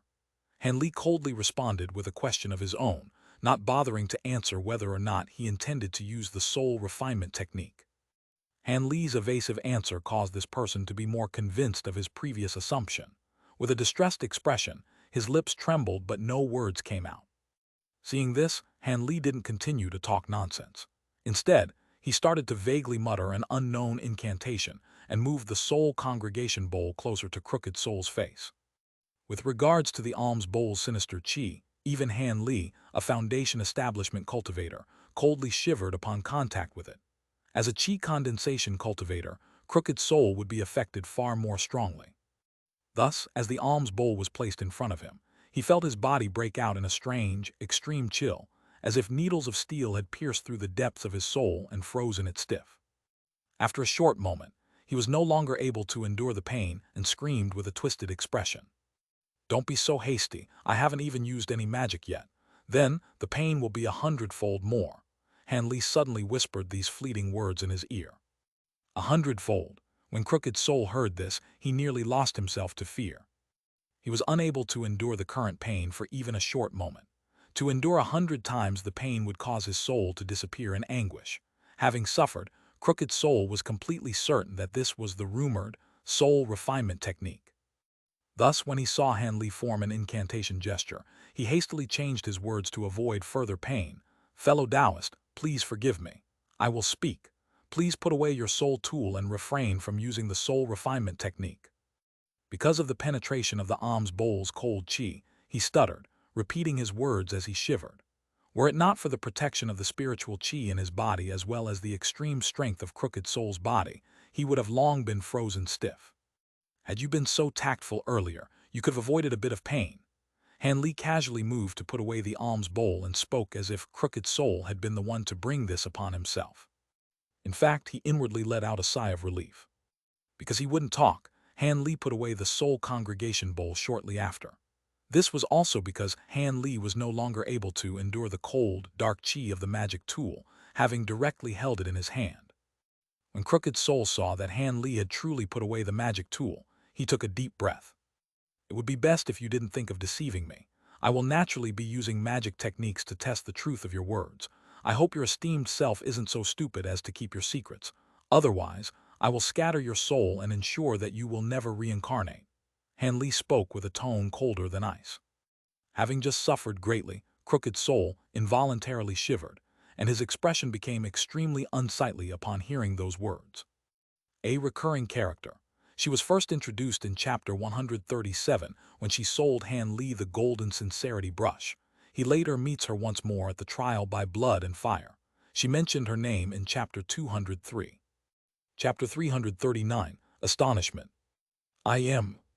Your esteemed self had better avoid calling yourself a rogue cultivator. Otherwise, I'd feel inclined to distrust you." Han Li expressionlessly interrupted him. Crooked Soul bitterly smiled. It appeared that as he was still unresigned, he had thought to say as such. As a result, after some slight hesitation, he dispiritedly said, "It is as fellow Taoist suspects. This one has an unusual identity. He is not from the state of Yue." "You aren't someone from our state of Yue." Upon hearing this, Han Li's face revealed a fraction of the shock he felt in his heart. "I was actually a controlling spirit sect cultivator from the state of Tiandu," Crooked Soul slowly said. "The Devil Dao controlling spirit sect." Han Li couldn't help but narrow his eyes and stare at him with a gaze as sharp as a sword. "That is correct. I arrived at this place several years ago, but I hadn't expected that one of your country's cultivators would ruin my mystic body and reduce me to this state." As Crooked Soul spoke about the destruction of his body, he wore a helpless expression. After a moment of thought, Han Li asked with raised eyebrows, "Your body was damaged 6 years ago." As Han Li's voice was calm, Crooked Soul was unable to make out Han Li's interest. He honestly replied, "That's right." "After you took possession of this body, you hadn't thought of returning?" Han Li calmly asked. This one had naturally wanted to do so, but it seems your esteemed self doesn't understand much about our Devil Dao. Crooked Soul's face continued to appear helpless. What was the matter? "Although I know a few things about the Devil Dao, they are only bits and pieces from rumors," Han Li openly admitted. "Our Devil Dao is particular about how strength is truth and how the weak are just prey for the strong. Only with strength would one be able to enjoy authority. Originally, my position at the controlling spirit sect wasn't low. I had a dainty, pretty Dao companion and a few obedient disciples. But now that my cultivation has greatly diminished, those things would no longer be mine if I returned. My position would most likely be coveted by my fellow disciples and fall to a hidden scheme." Crooked Soul explained with a cold smile. After hearing this, Han Li wrinkled his brow and remained silent. Crooked Soul continued, "This one's cultivation was lowered to this stage because he took possession of this body. Thus, this one is confident that he will be able to restore his cultivation within 40 years and will be able to openly return. What did Taoist friend believe that I wish to remain in this backwater place where even birds don't go to shit? From what you've said, you haven't encountered any other cultivators while you hid nearby Jia Yuan City."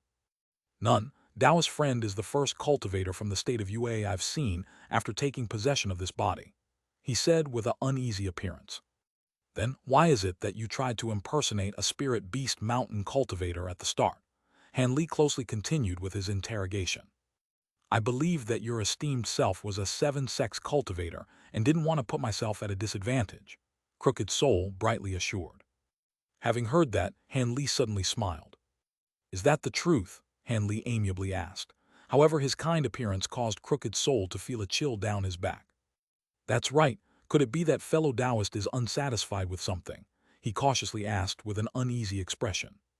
"I've previously heard people say that it is easiest to deceive others with words holding 7 parts truth and 3 parts lies. I wonder, how much of what your esteemed self told me just now is true?" Han Li slowly said this as he stared at him. Taoist friend's suspicions are far too strong. I am telling the truth." Crooked Soul was clearly uneasy, but once he thought of the consequences of telling the truth, he could only boldly continue to hold his ground. "How about I mention a few things first? Your devil Tao has already invaded our state of UA. As such, we are now enemies. Thus, I now feel disinclined from torturing you for any secrets. I'll just rip out your soul and save myself some time," Han Li sinisterly said with a calm expression. Having recently suffered, Crooked Soul's complexion turned pale. "Invade your state of UA? How is this possible? The timing is clearly off." In an instant, his pale face revealed an expression of remorse. Han Li felt shocked. "You knew of this matter. It seems I've truly underestimated you. Regardless, even if your status in the controlling spirit sect was great, you are currently only a chi refinement cultivator. Don't blame me for being ruthless." Han Li gradually narrowed his gaze and said with a menacing expression. Han Li turned his hand, causing the soul congregation bowl to appear once more. Its dense, cold chi immediately filled the air. But what happened next left Han Li stunned. Crooked Soul didn't reveal any fear and stared at the alms bowl with a strange expression, causing Han Li to feel ill at ease. Han Li couldn't use the soul refinement technique. He was only using it as a threat. If Crooked Soul truly intended to die, then Han Li could only watch on as he perished, taking his body with him. He did have a few soul extraction spells among the secret blood sacrificial techniques, but unfortunately, he hadn't practiced them in the least. Just as Han Li thought this, Crooked Soul let out a long sigh before saying, "I have a few secrets on me. Furthermore, it has much to do with the life and death of your 7 sects. However, what will guarantee that you will spare me after I reveal them? You might just kill me and refine my soul afterwards." When he said the words soul refinement, he couldn't help but twitch. Having heard Crooked Soul speak so solemnly, Han Li stroked his nose and put away the alms bowl once more. "What guarantee do you want? So long as it is reasonable, I will consider it." Han Li responded indifferently, as if he didn't consider the secrets to be of importance. "Humph, I cannot trust a common oath. But to the best of my knowledge, those that cultivate the soul refinement technique are able to swear forbidden oaths with their soul tools. If they were to break them, then their soul refinement technique will backlash and kill them." "All right, I agree." Han Li agreed with the slightest hesitation, coldly laughing in his heart. After that, Han Li took out the soul congregation bowl and made a death pledge in accordance to Crooked Soul's words. Seeing Han Li so easily and cleanly swear the oath, Crooked Soul grew suspicious and faintly felt that something was amiss. "I swore your death pledge. Don't tell me that you have other conditions." Han Li stonily interrupted Crooked Soul's doubts, deliberately revealing discontent. "Of course not. This one knows what happens to those who are greedy. However, before I divulge these secrets, Taoist friend must first tell me about the current circumstances of our devil Tao and your 7 sects, as I am unsure whether this information is outdated." Crooked Soul was distracted for a moment before explaining with a big smile. Han Li revealed a slight trace of hesitation, before slowly describing the current circumstances of the 7 sects and devil Tao. Crooked Soul attentively listened, but once he heard of the great battle that was to take place in a month, his face revealed a slight sneer. Han Li, who had been paying close attention to his face, clearly saw this. Once Han Li finished, Crooked Soul muttered to himself for a moment before starting. What he said first left Han Li at a loss for words. "Taoist friend, if you are willing to hear me out, you have no need to hurry over to the 7 sects border camp. It is very likely the 7 sects and the cultivators of their allied countries will have already been defeated. If you go, then you will only be throwing your life away," Crooked Soul said with a strange expression. With an indifferent face, Han Li coldly stared at him, waiting for an explanation. The controlling spirit sect cultivator couldn't help but be impressed with Han Li's collected demeanor. Although he felt increasing trepidation toward Han Li, he still continued. You probably don't know it, but Spirit Beast Mountain was actually one of our own sects. They had never actually broken their secret relations with our controlling spirit sect, and their recent rebellion was just a cover. If I'm not mistaken, this cover was prepared by the six sects in order to wait for the cultivators of the two allied countries, dealing with the three countries' cultivators in a single move. Presumably, after the battle is over, our Devil Dao will reign over several countries. These slowly narrated words secretly left Han Li in shock. Cover, isn't this too much? Spirit Beast Mountain took the initiative to reveal their relationship with your controlling spirit sect. It would have been better if they had kept it hidden. Han Li asked with an unsightly expression after recovering from his shock. Did fellow Taoists truly believe that the other six sects didn't know of Spirit Beast Mountain's origins? Apart from Spirit Beast Mountain, there is another sect among your 7 sects that was once a branch of the Devil Dao, the most powerful among the state of Yue, the Masked Moon Sect. The Masked Moon Sect once originated from the Harmonious Bond Sect. However, the Masked Moon Sect ambitiously planned to become independent and have truly broken their ties with the Harmonious Bond Sect several hundred years ago. The words of the controlling spirit sect cultivator continued to leave Han Li in shock. Chapter 340, A Trap. Even so, many cultivators were killed in that attack, including 2 core formation cultivators. To take such losses just to conceal Spirit Beast Mountain is inconceivable. Han Li wrinkled his brow, unwilling to be easily convinced. If no core formation cultivators died, then how would the other 6 sects have been convinced? Furthermore, are you really sure that those 2 core formation cultivators were genuine? Crooked Soul sneered. You mean? Han Li stared at Crooked Soul with surprise. To the best of my knowledge, our Devil Dao sect possesses 2 or 3 forbidden techniques that forcefully raises the cultivation of a foundation establishment cultivator to nearly the point of core formation. Naturally, there are great defects to these techniques, and they can basically only be used once on a cultivator. Once used, death by ruptured meridians was inevitable, and the duration of their flared cultivation was pitifully short. However, this would have been enough to trick the 7 sects for one battle. Han Li grew silent and was mostly convinced. With that in consideration, Spirit Beast Mountain could strike at an opportune moment during the confrontation between the 6 devilish Dao sects and the 7 sects along with their allies, and easily collapse the 7 sects' arranged formations. With broken formations, the 7 sects and their allies would be defenseless, falling prey to the Devil Dao. Even if what you said was true, the time for the decisive battle has not yet arrived.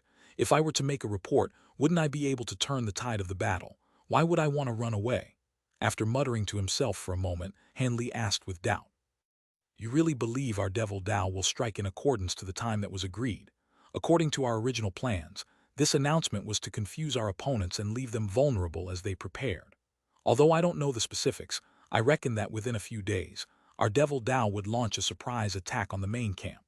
That should be the moment when the 7 sects will be most relaxed and reinforcements still distant. Does fellow Taoists truly believe that your information would arrive in time, and that the upper echelons would even believe you? Crooked Soul smirked, clearly relishing the disaster that was about to befall the 7 sects. Han Li's calm expression finally broke, feeling worried in his heart. If the 7 sects were truly defeated, his coming days would not be easy. He would have to roam across foreign countries to avoid pursuit from the Devil Dao. His only other choice would be to repair the ancient transportation formation and start a new life of cultivation in a foreign land. Your esteemed self appears to fully understand the Devil Dao's plans. It seems your status was truly high. There is no need to worry. I'm not interested in finding out your true identity. However, I must ask if you have any evidence for this. You can't possibly expect me to be completely convinced with just words, yes? Han Li solemnly asked after a moment of thought. Han Li's question stunned the controlling spirit cultivator for a moment. In a moment of desperation, I had already lost my body. Does fellow Taoist truly believe there is any evidence that was left behind? If fellow Taoist has some patience, he will only have to wait a few days to hear the results of the battle. Crooked Soul bitterly smiled before answering as if it had nothing to do with him. Han Li coldly smiled in response. Without a body, your soul somehow managed to escape. However, you're still alive and were even able to recover your magic tools and other valuables. I'm sure you were able to recover such evidence as well. Han Li coolly said, striking at the heart of the matter and causing Crooked Soul's bitter smile to freeze. It seems I truly cannot conceal this from fellow Taoist. Yes, I do possess a few secret letters between Spirit Beast Mountain and my own sect. In fact, I was in charge of relaying information in the state of UA several years ago, but I wouldn't have thought. When Han Li exposed him, Crooked Soul revealed slight embarrassment. Han Li inwardly sighed in response to his admission. This person was surprisingly crafty. It seems he'd have to be a bit more careful. He didn't even know his age. Where did you put it? As Han Li bluntly asked this question, he started to sweep his gaze across Crooked Soul's body. The Jade slip letters are in my storage pouch. I placed it at a nearby cave. How about I bring fellow Taoists there? Crooked Soul appeared to be rather cooperative. You don't have it on hand. Han Li's gaze flashed with doubt. As you know, this body is a reanimated corpse. Although it far exceeds ordinary men, it had lost a majority of its senses. Therefore, I fear that during an unknown moment of carelessness I would lose my storage pouch. For that reason, I left it behind at my dwelling. Crooked Soul explained this with difficulty, causing Han Li to feel something was amiss. Han Li didn't say anything and carefully searched his body, ending up empty-handed. He then asked with an icy tone, "Where is the cave? I will go and find it." Seeing that Han Li was so very cautious, Crooked Soul could only gloomily tell Han Li its location. Han Li nodded and turned to depart, but something suddenly came to mind, and he turned around to ask, "How did you enter that corpse? Although the body would be easier to possess as it doesn't contain a soul, it still isn't a cultivator's body." Han Li was genuinely curious. "I don't know." His answer caused Han Li's face to darken, but without waiting for Han Li to speak, Crooked Soul hastily explained, "I truly don't know why. During that time, I dragged my heavily injured body to Jia Yuan City and was on the verge of death. I could only desperately eject my soul and search in every direction for a cultivator to possess. However, I was unable to find a cultivator anywhere nearby.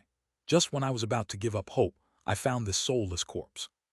In a moment of desperation, I attempted to enter its body. Against all my expectations, I was truly amazed that I had succeeded." The controlling spirit sect cultivator appeared to be incredulous from this as well. Han Li remained silent and stared at him for a moment. He suddenly walked toward Crooked Soul and slapped 2 additional soul-lock talismans on his body before vanishing into the darkness. Crooked Soul was left behind with a bitter expression, but a short while later, Han Li returned with a strange glare in his eyes. Han Li was able to easily find the cave using the directions given. It didn't appear to be very large. With a wave of his hand, a moonlight stone flew out of his storage pouch. Hovering above his head, the moonlight stone illuminated his surroundings. Then he looked into the dark cave and pondered for a moment before taking out his white scale shield and tortoise shell. With the 2 magic tools protecting his front, he carefully walked inside. Like Han Li expected, the cave was not large. After walking for about 25 meters, he saw a cave wall blocking his path, the presumable end of the cave. Han Li turned his sharp gaze and found nothing strange. He then lowered his head and looked at the ground.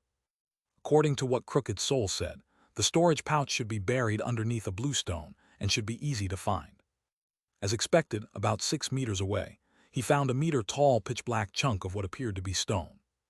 Without thinking much further, he took several steps forward and closely examined it under the moonlight stone's gentle light. Han Li exhaled in surprise. Stone it was not. It was clearly a large pile of remains, bones with traces of rotting flesh that released the faint smell of blood. After recovering from his astonishment, he discovered that the bones were from fierce predators such as tigers and leopards and had traces of teeth marks as if something had been biting them. Having seen this, Han Li sunk into thought before inwardly shouting, "Not good!" He hastily turned to leave the cave. However, it was already too late. A black shadow scuttled out of some unknown place and fiercely knocked against Han Li's white scale shield. Suddenly, he was thrown off with intense force and fiercely slammed into the cave wall. Although he was shielded, the pain nearly caused him to pass out. What is this monster? Han Li thought this with furious alarm through the severe pain. But without waiting for Han Li to fall from the cave wall, the shadow pounced toward him once more. Han Li reacted in fear, hurriedly placing both his defensive magic tools in front of him. Dang, a clear ring surprised Han Li. This time the impact didn't carry a great force. Bang! However, the white scale shield was evenly split into 2 pieces and had fallen onto the floor. Han Li nearly bit his tongue from terror. Inconceivable, that monster was actually able to split his white scale shield in two. TL change, Black Dragon's grasps Black Dragon's claws. Chapter 341, A Difficult Situation. The white scale shield was a top-grade magic tool refined from materials of the inky flood dragon. It had supported Han Li through many fierce battles. Aside from the time that it had been pierced by the blood spirit drill, it hadn't sustained the slightest of damage. Han Li truly found it hard to believe that it was just destroyed by some monster. At this moment, Han Li was able to use the Moonlight Stone's faint light to take a look at this monster. The creature appeared extremely strange and was only about a meter tall. It had a small head perched on a very thin neck. However, its two green, fist-sized eyes unemotionally stared at him with cold, malicious intent. What caught Han Li's attention the most were its two black, incisive, scythe-like forelimbs. Han Li grew greatly fearful of them. This monster had weapons, but how could these scythes be so sharp that they can split his white scale shield in one blow? As these thoughts surged through Han Li's mind, his body flickered, shooting straight toward the cave exit like a loosened arrow. He wouldn't be able to last against that monster inside such a small cave. Even if he had several lives, it still wouldn't be enough. He had to escape in order to stand a chance. As Han Li shot forth, the monster silently pursued him with shockingly equivalent speed. Like two gales of wind, Han Li and the monster raced the short distance toward the cave's exit. Once he left the cave, Han Li waved his hand without the slightest of thought, shooting a streak of white light in front of him. The white light turned into the flawless, white divine wind boat. He planned to take to the skies. Since his defensive magic tools were unable to endure the monster's attacks, he would have to increase the distance in between them and use magic tools to ravage it from afar. As Han Li slowed down to bring out his divine wind boat, a black shadow flashed before his eyes. The monster suddenly appeared between Han Li and his divine wind boat. Clang! Clang! It icily stared at Han Li while rubbing its scythe-like forelimbs against each other. Han Li felt his heart drop. Not only was this monster ferocious, it was also intelligent. This proved quite troublesome. But now that they had left the dark cave, Han Li was able to fully make out the monster underneath the moonlight. It was a huge dark gray mantis that released a strange gray aura. Han Li lightly exhaled, suppressing the unease in his heart. His body became blurred for a moment before transforming into 6 identical images. Each of the illusions charged directly toward the huge mantis. Han Li wasn't completely confident that the fastest speed of his shifting smoke steps could break through the monster's guard. The mantis' eyes flashed with green light, and its body also blurred, turning into several similar reflections. Each of them moved to block Han Li's illusions. Han Li's face became aghast. Puff, puff. One by one, Han Li's reflections were struck down by the mantis blades. Just as Han Li's true body was about to be struck, he was forced to use his tortoise shell to block its strike. As a result, the strike blew him back to his original location and left a deep scar on his tortoise shell. Han Li looked at the scar on the tortoise shell with a pale expression and gulped. It was clear that this magic tool would be unable to endure further strikes. Without waiting for Han Li to make any plans, the mantis' meter-long wings began to shimmer and buzz. The demonic beast had actually rapidly fluttered its wings and lightly hovered off the ground. Han Li bitterly swore. How could he possibly forget that mantises were insects capable of flying? Once in flight, this demonic beast will surely be immensely fast. For the first time, Han Li lacked confidence in his movement techniques. Even so, Han Li hurried used the body lightning technique, along with other auxiliary magic techniques on his body, and patted his storage pouch, releasing streaks of gold, black, and red light. He hurried, wanting to use this opportunity to take the initiative. However, the demon mantis acted before Han Li could begin his assault. It launched itself into the air and suddenly disappeared without a trace. An instant later, it reappeared above Han Li and fiercely chopped down, intending to split Han Li into two. At this moment, Han Li appeared incomparably calm. As the scythe sliced through Han Li's afterimage, Han Li had completely disappeared. However, his magic tools had remained, spiraling around the demonic beast like a swarm of bees, wanting to shred it into pieces. Dang, dang. A series of clangs rang out as the huge mantis swung its scythes at a speed that couldn't be seen by the naked eye, creating a huge defensive net. In the clash between the magic tools and the mantis' scythes, 3 of the golden blades and 1 of the fire tridents were cut into fragments, turning them into clouds of sparkling dust. and Li took this opportunity to fly off on his divine wind boat while feeling great heartache. He urgently recalled his remaining magic tools, causing the streaks of light to rush back toward him. However, the demon mantis was unwilling to let him go. It clanged its forelimbs against each other and suddenly charged forward, turning into a black blur as it rapidly advanced. In an unrestrained chain of slashes, 2 more golden blades were broken, scattering into dust. Han Li's feeling of loss only grew deeper. Although this set of golden beetle swarm blades couldn't be considered exceptional among top-grade magic tools, it was hard to come by such a large set that was easy to use. Furthermore, he had this set of magic tools for many years and had become quite attached to them. He didn't expect that a majority of them would be destroyed today. Fortunately, Han Li's most important magic tools, the Black Dragon's claws, were still intact. As the pair had managed to survive, it could be considered a silver lining among this terrible situation. But with the demon mantis still rigidly staring at him, Han Li was unable to feel hopeful. If he didn't have a good way to deal with this monster, he might not be able to save his own life, let alone his magic tools. With that in mind, Han Li madly poured spiritual power into the divine wind boat beneath his feet. The divine wind boat lightly trembled for a moment before soaring into the sky as a streak of white light. Han Li truly believed that this demonic beast would be unable to match the speed of the divine wind boat.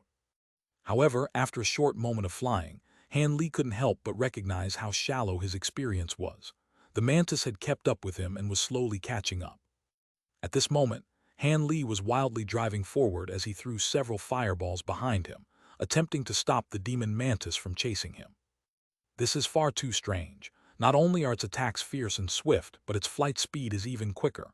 Even my own divine wind boat is slightly slower than it, Han Li gloomily thought. He was now completely certain that this demon mantis was far more powerful than the white spider he had previously fought. This huge mantis wasn't a mere top-grade 4th-level demonic beast. It was a 5th-grade demonic beast from legend, a monster nearly capable of contending with core formation cultivators. When Han Li thought of this possibility, he felt more cold sweat on his back and fired fireballs with even greater effort in an attempt to stop the demonic beast's gradual approach. Each of the fireballs were easily chopped into 2, but they managed to slightly slow it down, buying Han Li some precious time. Han Li clearly understood that if this continued, the mantis would eventually overtake him. He couldn't allow this deadlock to continue. Therefore, he separately used a thread of consciousness to enter his storage pouch and see what magic tools could be used for this situation. Suddenly, he felt a very soft item with his strand of consciousness, and his mind flashed with inspiration, coming up with a plan immediately. Thus, after lowering his head and observing his environment, he fiercely stomped on his divine wind boat, causing it to immediately descend into the thick forest. At that same moment, he casually took out 8 common magic tools from his storage pouch and recklessly shot them all behind him. Afterwards, he threw 5 puppet soldiers behind him as well. As soon as they emerged, they shot out dazzling light arrows that closely followed behind the magic tools. Although this wild attack forced the mantis to respond, it was able to quickly tear the puppets and magic tools into pieces. But when it thought to resume chasing after Han Li had already silently disappeared into the forest without a trace. The demonic beast's eyes continuously flickered with green light and slowly descended. It then circled around the forest, still wanting to find Han Li. Down below in the dense forest, Han Li was solemnly staring at the huge mantis in the sky from behind a large tree. His eyes revealed nervousness. At this moment, he was wearing a cloak of muslin, hiding all traces of his body and completely isolating him from the world. This concealing spirit muslin was something Han Li had acquired after the fight with the white spider, loot he had acquired from Xianxia. Xianxia had originally planned to take advantage of this item and use the spider to deal with Han Li, but he had died as a result. Not only can this muslin isolate one's spiritual chi fluctuations, it can also hide one's scent and presence, allowing for complete concealment. Han Li had no choice but to use this magic tool, hoping that the demonic beast wasn't too bright and would leave after searching for a bit. Else, if it persisted, Han Li would be in dire straits. But to guard against any contingencies, Han Li had the solidified blood spirit drill ready in his grasp. Although this item had astonishing speed and destructive power, Han Li wasn't confident that it would be able to kill the demonic beast, having personally witnessed the mantis' terrifying speed. Thus, he had only taken it out just in case.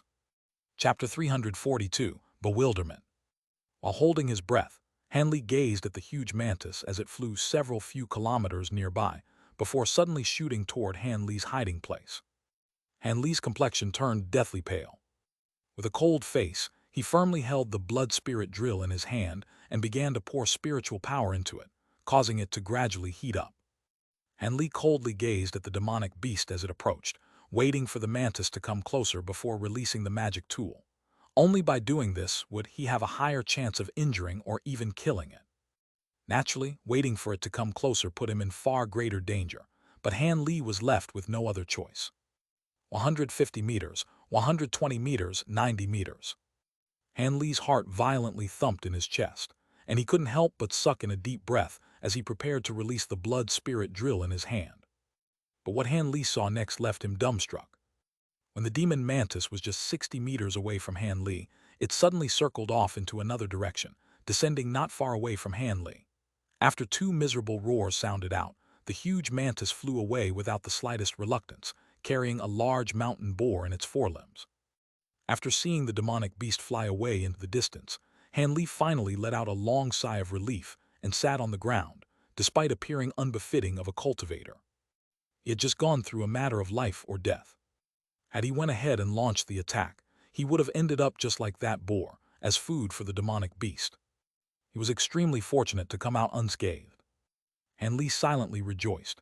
This was the first time he had felt that his luck was quite good. But now that he had calmed down, Hanley thought of the culprit that caused all of this, the controlling spirit sect cultivator that resided in Crooked Soul's body. Hanley couldn't help but feel burning fury. It was clear the cave was a trap. Those Jade slip letters were just a fabricated lure. Despite his carefulness, he was still no match for that cunning old fox. He had fallen deeply into his trap and had nearly died as a result. Oh, very good. Since I'm still alive, I'd better go and pay you a visit. As Hanley rested, he felt an intense hatred burning inside him that he never felt before. Hanley knew that because he stuck 3 soul-lock talismans onto Crooked Soul, it would be impossible for him to escape. His cultivation was simply too weak. Once Hanley returned, he would be able to easily take his life. When he felt that his physical strength and magic power had recovered, Hanley shot off on his divine wind boat toward Crooked Soul. However, he now didn't dare to boldly fly up into the sky. Instead, he cautiously flew at a low altitude, about 30 meters up in the air, because he was afraid of catching the demonic beast's attention once more. On Hanley's journey back, the freezing night wind had calmed a majority of Hanley's raging fury. Once his mind became clearer, he started to re-examine his interactions with Crooked Soul. The words and actions of the controlling spirit sect cultivator were well thought out. In addition, with the fearsome strength of the demon mantis, Hanley was beginning to doubt that he was a Foundation establishment cultivator.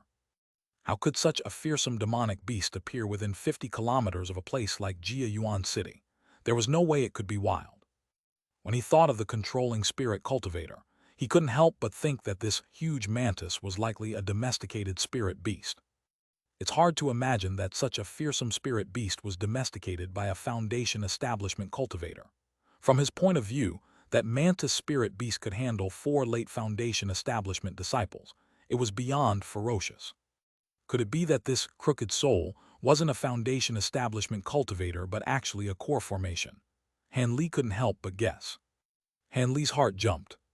Seeing that he was about to arrive, Hanley stopped his advance and entered deep contemplation while still floating in midair. How could a core formation cultivator be reduced to such a miserable state where their body was destroyed and their soul was cast adrift?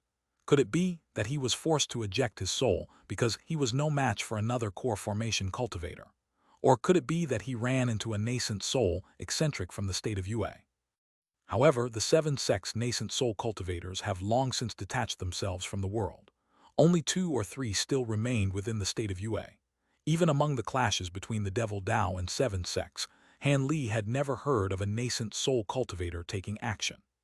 Such a display was quite hard to imagine. With just a single wave of a hand, such an expert could easily shatter mountains and overturn the seas. However, Hanley felt some resentment toward these nascent soul cultivators and inwardly cursed them several times for their detached observation of the wars of lower-level cultivators. When would these profound cultivators finally take action? Could it be that was what happened? Is it possible that this core formation expert came across a nascent soul eccentric? Han Li speculated in his mind. If a core formation cultivator truly was trapped inside Crooked Soul's body, it completely made sense. After all, he knew much secret information about the Devil Dao's invasion and possessed such a powerful spirit beast as well. After further contemplation, Han Li conceded that Crooked Soul was most likely a core formation cultivator. This caused him to break out in cold sweat and wear a queer expression, holding traces of both fear and excitement. Could it be that he had disguised himself to lure me in? Did he pretend to have low cultivation to play with me this entire time? Han Li did his utmost to ponder about the possibility of the worst-case scenario. Impossible, those displays of weakness couldn't be faked. After a moment more of deliberation, he finally arrived at a definite conclusion. It was an indisputable fact that he had already occupied Crooked Soul's body for several years. The only possible reason for this was because he had lost his body, along with his profound cultivation, like he previously said. Even with his primordial soul, Crooked Soul would only be able to recultivate without any bottlenecks. His current cultivation should be as it appeared. Furthermore, Han Li figured out that he was unable to control the mantis spirit beast.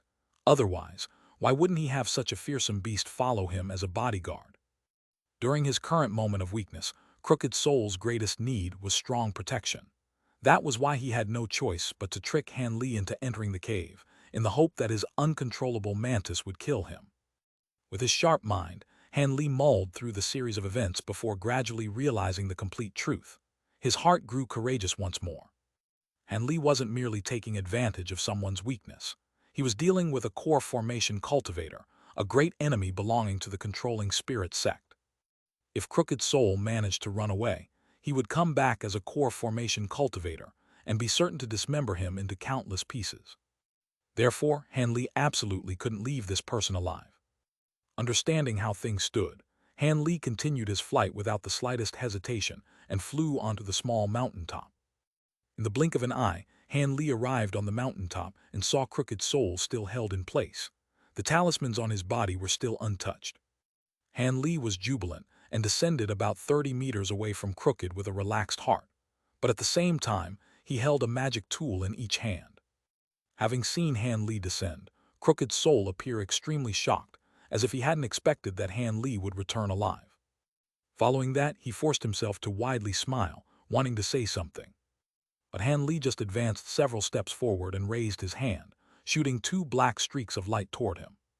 Since Han Li already decided to kill him, he had no need to speak with him. Seeing the fierce and overbearing advance of the black dragon's claws, Crooked Soul's complexion paled. Recognizing that Han Li wanted to rip him apart, Crooked Soul's body suddenly flashed, jumping several meters to the side and avoiding the attack. "What are you doing? Don't tell me you forgot about your death oath," the controlling spirit sect cultivator cried out in a fluster. He clearly hadn't expected to see Han Li again, and was caught off guard by his attacks. Han Li appeared to have ignored Crooked Soul's words. Instead, he was intensely staring at the 3 soul-locked talismans still on his body, as if he didn't dare to believe his own eyes. The talismans weren't removed, but he can still move. Han Li's heart was filled with doubt. However, now was not the time to be distracted by questions. Thus, Han Li snorted and remained silent. He pointed at the black dragon's claws and caused them to immediately grow several times their original size, turning into 2 huge black lights before charging toward Crooked Soul. Han Li had already made up his mind. Even if he had to sacrifice the body of Crooked Soul, he had to thoroughly eliminate this core formation cultivator. Seeing that Han Li had no intention to stop until he was dead, Crooked Soul gaped from desperation upon seeing the black dragon's claws oppressively charge toward him. A streak of green light spouted out from Crooked Soul's mouth, rigidly blocking the full power of the black dragon's claws. Chapter 343, Brilliant Green Dagger. What is that? Han Li was greatly surprised that Crooked Soul was actually able to block his full power strike, and couldn't help but stare at the green light. The inch-long dagger glimmered with a translucent green brilliance. Magic treasure, Han Li couldn't help but exclaim in surprise. Regardless of whether it was a magic treasure or not, Han Li was still shocked. With just his 6th layer chi condensation cultivation, he still was able to use that item to block the black dragon's claws. Han Li was surprised that he still had a magic treasure to protect himself. It'll be a bit more troublesome, but Han Li would be able to kill him with pleasure and leisurely acquire this treasure. He was now completely certain that this person was once a core formation cultivator. With that in mind, Han Li continued his fierce assault with the black dragon's claws and flipped his hand, revealing the spirit guiding bell. The reason why Han Li didn't think of using it from the start was because he thought that it was unnecessary, since Crooked Soul had already been restrained by the soul lock talismans. Seeing that Han Li took out the soul guiding bell, Crooked Soul's eyes flashed with panic. But soon after, he immediately struck his lower abdomen with a grimace, spitting out an emerald green ball. As soon as it appeared, it released a soft green light that enveloped his entire body. At this moment, Han Li started to ring the soul guiding bell, intending to cause Crooked Soul's bones to become numb and leave him unable to fight. After a series of rings, Crooked Soul stood there unscathed, as if he was completely unaffected. Han Li's expression grew solemn. It was clear that the green ball's radiance was protecting him from the bell's effects. With that in mind, he rang the bell 2 more times. Seeing that it had no effect, he gloomily put it away. Then, with a wave of his hand, over 10 puppets appeared in a flash of white light. They were Han Li's last remaining Grade 2 puppets. If these were broken, then he would only be able to use his weak self-made puppets. Therefore, Han Li had no intentions of dragging this on further. As soon as the puppets appeared, he commanded them to shoot light beams and arrows in an overbearing assault. Upon seeing such a fearsome attack, Crooked Soul clenched his teeth in furious alarm. He hastily flung incantation gestures toward the green ball, causing it to quickly spin and glow brighter. Suddenly, the streaks of light interweaved among each other and erupted in a dazzling explosion.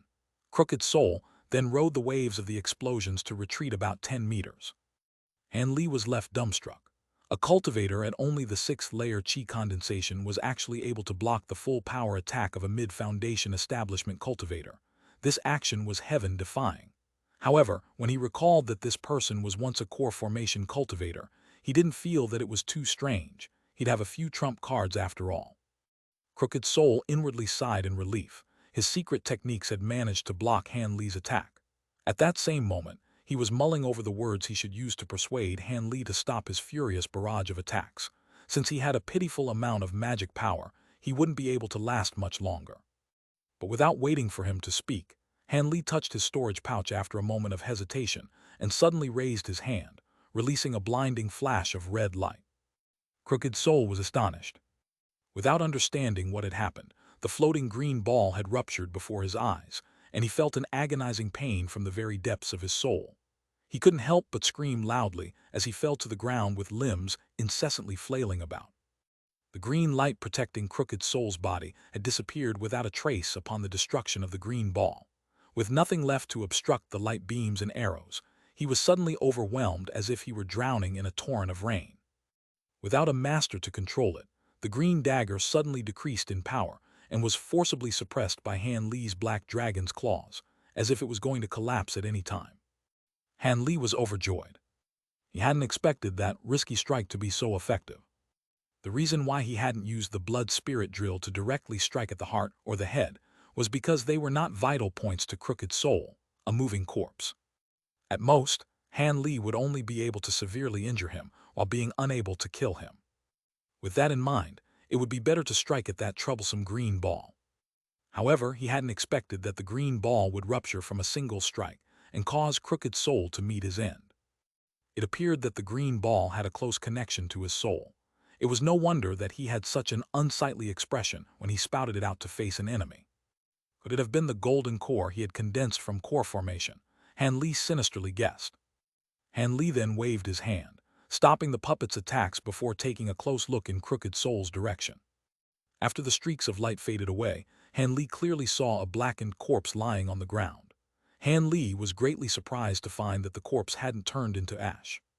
Could it be that Crooked Soul's body was extraordinary because he was a Xianxia?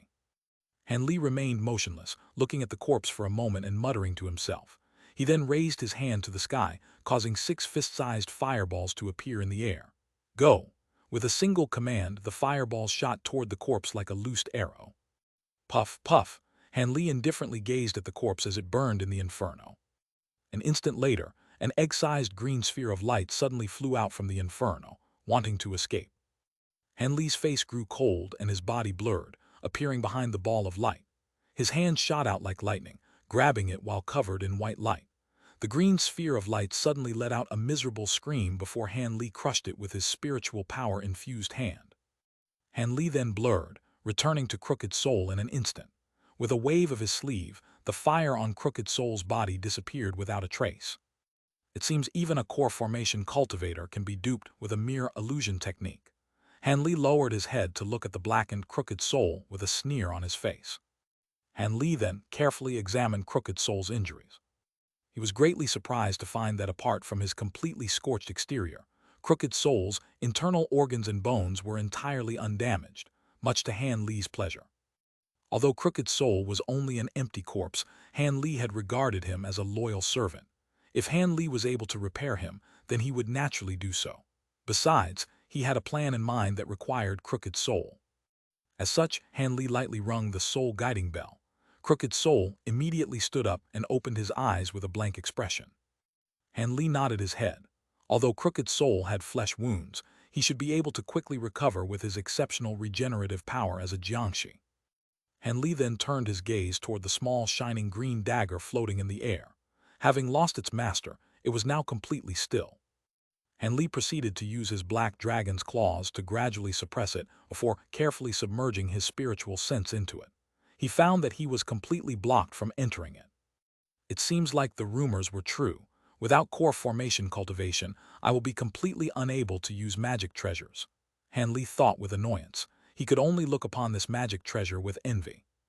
However, Han Li was still very interested in this magic treasure. After a few cautious tests, he finally grabbed it with his hand and carefully admired it. The blade of the dagger was only 1.5 inches long. Without a master to imbue it with spiritual power, its splendor had greatly weakened. However, it still released a mist of cold aura that appeared exceptionally beautiful. In addition, the dagger's body was inscribed with 2 ancient characters. Han Li couldn't help but softly whisper upon reading its name, Green Brilliance. Han Li lovingly fiddled with it for a moment before reluctantly putting away the Green Brilliance dagger inside his storage pouch. Han Li looked around to see if he had missed anything. As a result, his attention was drawn to specks of green light on the ground. He went over to take a careful look and discovered that they were fragments of the green ball that had been destroyed by Blood Spirit Drill. Although it had been shattered, its radiance hadn't diminished in the slightest. He walked over and bent down, carefully gathering the shards. Although he didn't know how he could make use of it, Han Li could guess that it should have something to do with a core formation, Cultivator's Golden Core. Chapter 344, Exterminating a Demon in a Formation. Han Li didn't carefully study the fragments. Instead, he carefully swept his surroundings once more. After he was convinced that he hadn't overlooked anything, he started to think about how he should deal with the huge mantis. He didn't want to let this demonic beast slip by. After all, its forelimbs were rare, high-quality crafting materials, not to mention the other parts of its body.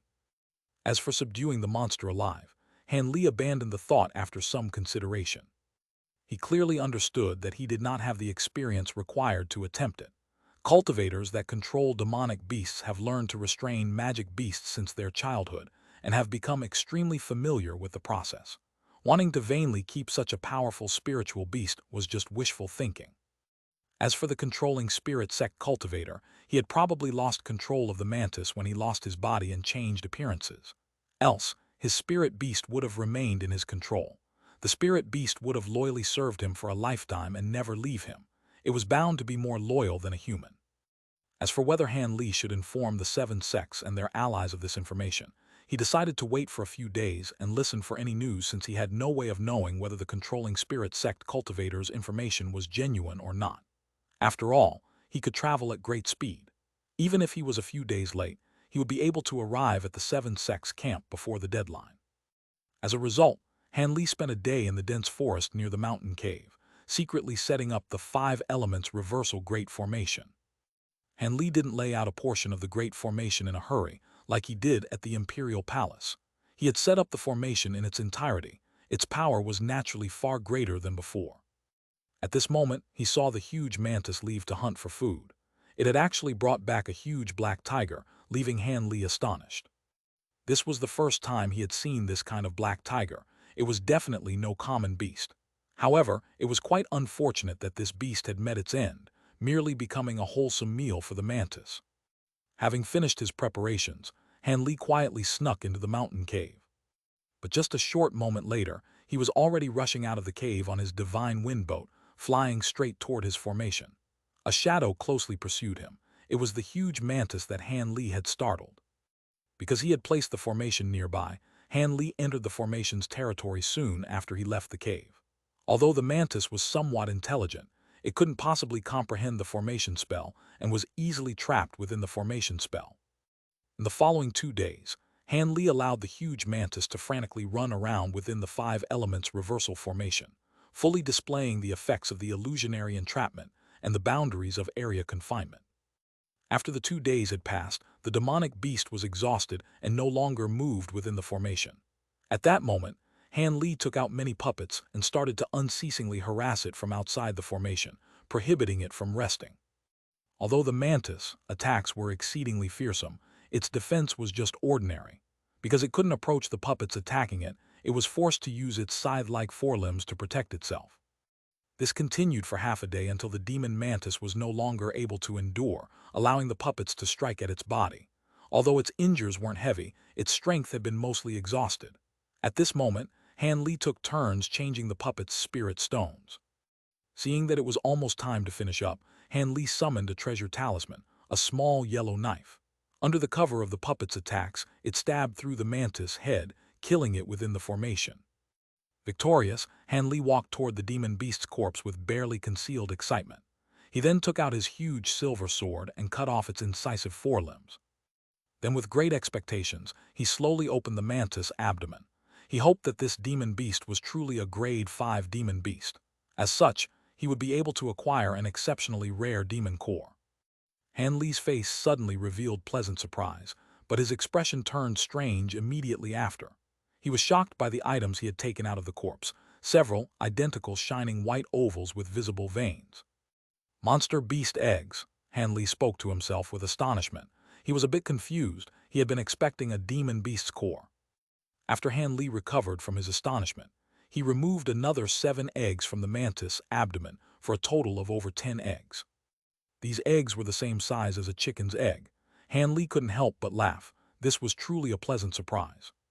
He immediately thought of something and suddenly wrinkled his brows.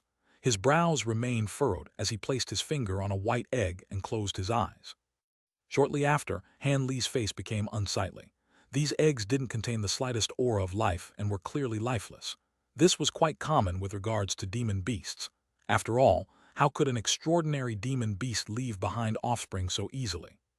With a gloomy expression, he tested the rest of the eggs. As expected, all the eggs were lifeless, causing him to feel depressed.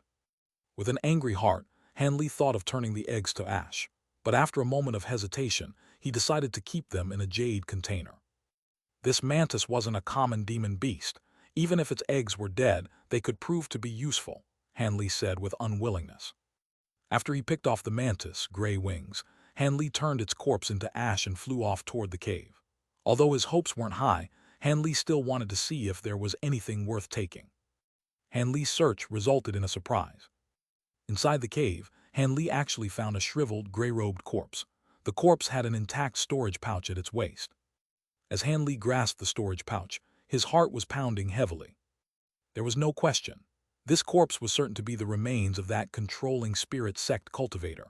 When he ejected his soul from his body, he had actually left his storage pouch behind, leaving behind a pleasant surprise for Han Li. Naturally, Han Li couldn't have known that the controlling spirit sect cultivator had immediately perished because his injuries were too severe. He was only able to bind his green brilliance dagger and condense a small amount of his golden core spiritual chi into that green ball, flustredly taking 2 items with him before his soul left his body. After all, if he was too late, then his soul would perish along with his body. The storage pouch in his hands had belonged to a core formation cultivator.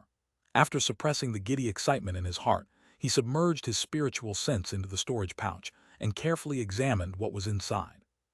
However, after searching through the storage pouch, Han Li no longer felt any of his previously held excitement. The huge storage pouch was actually filled with jars and pots, A majority of them were demon beast feed for insects. This was naturally of no use to Han Li. The rest was just a bit better, containing all sorts of named insect specimens. After a bit of investigation, Han Li found that most of the insects were still alive, much to his surprise. They had actually survived after several years without care. Their vitality was truly tenacious.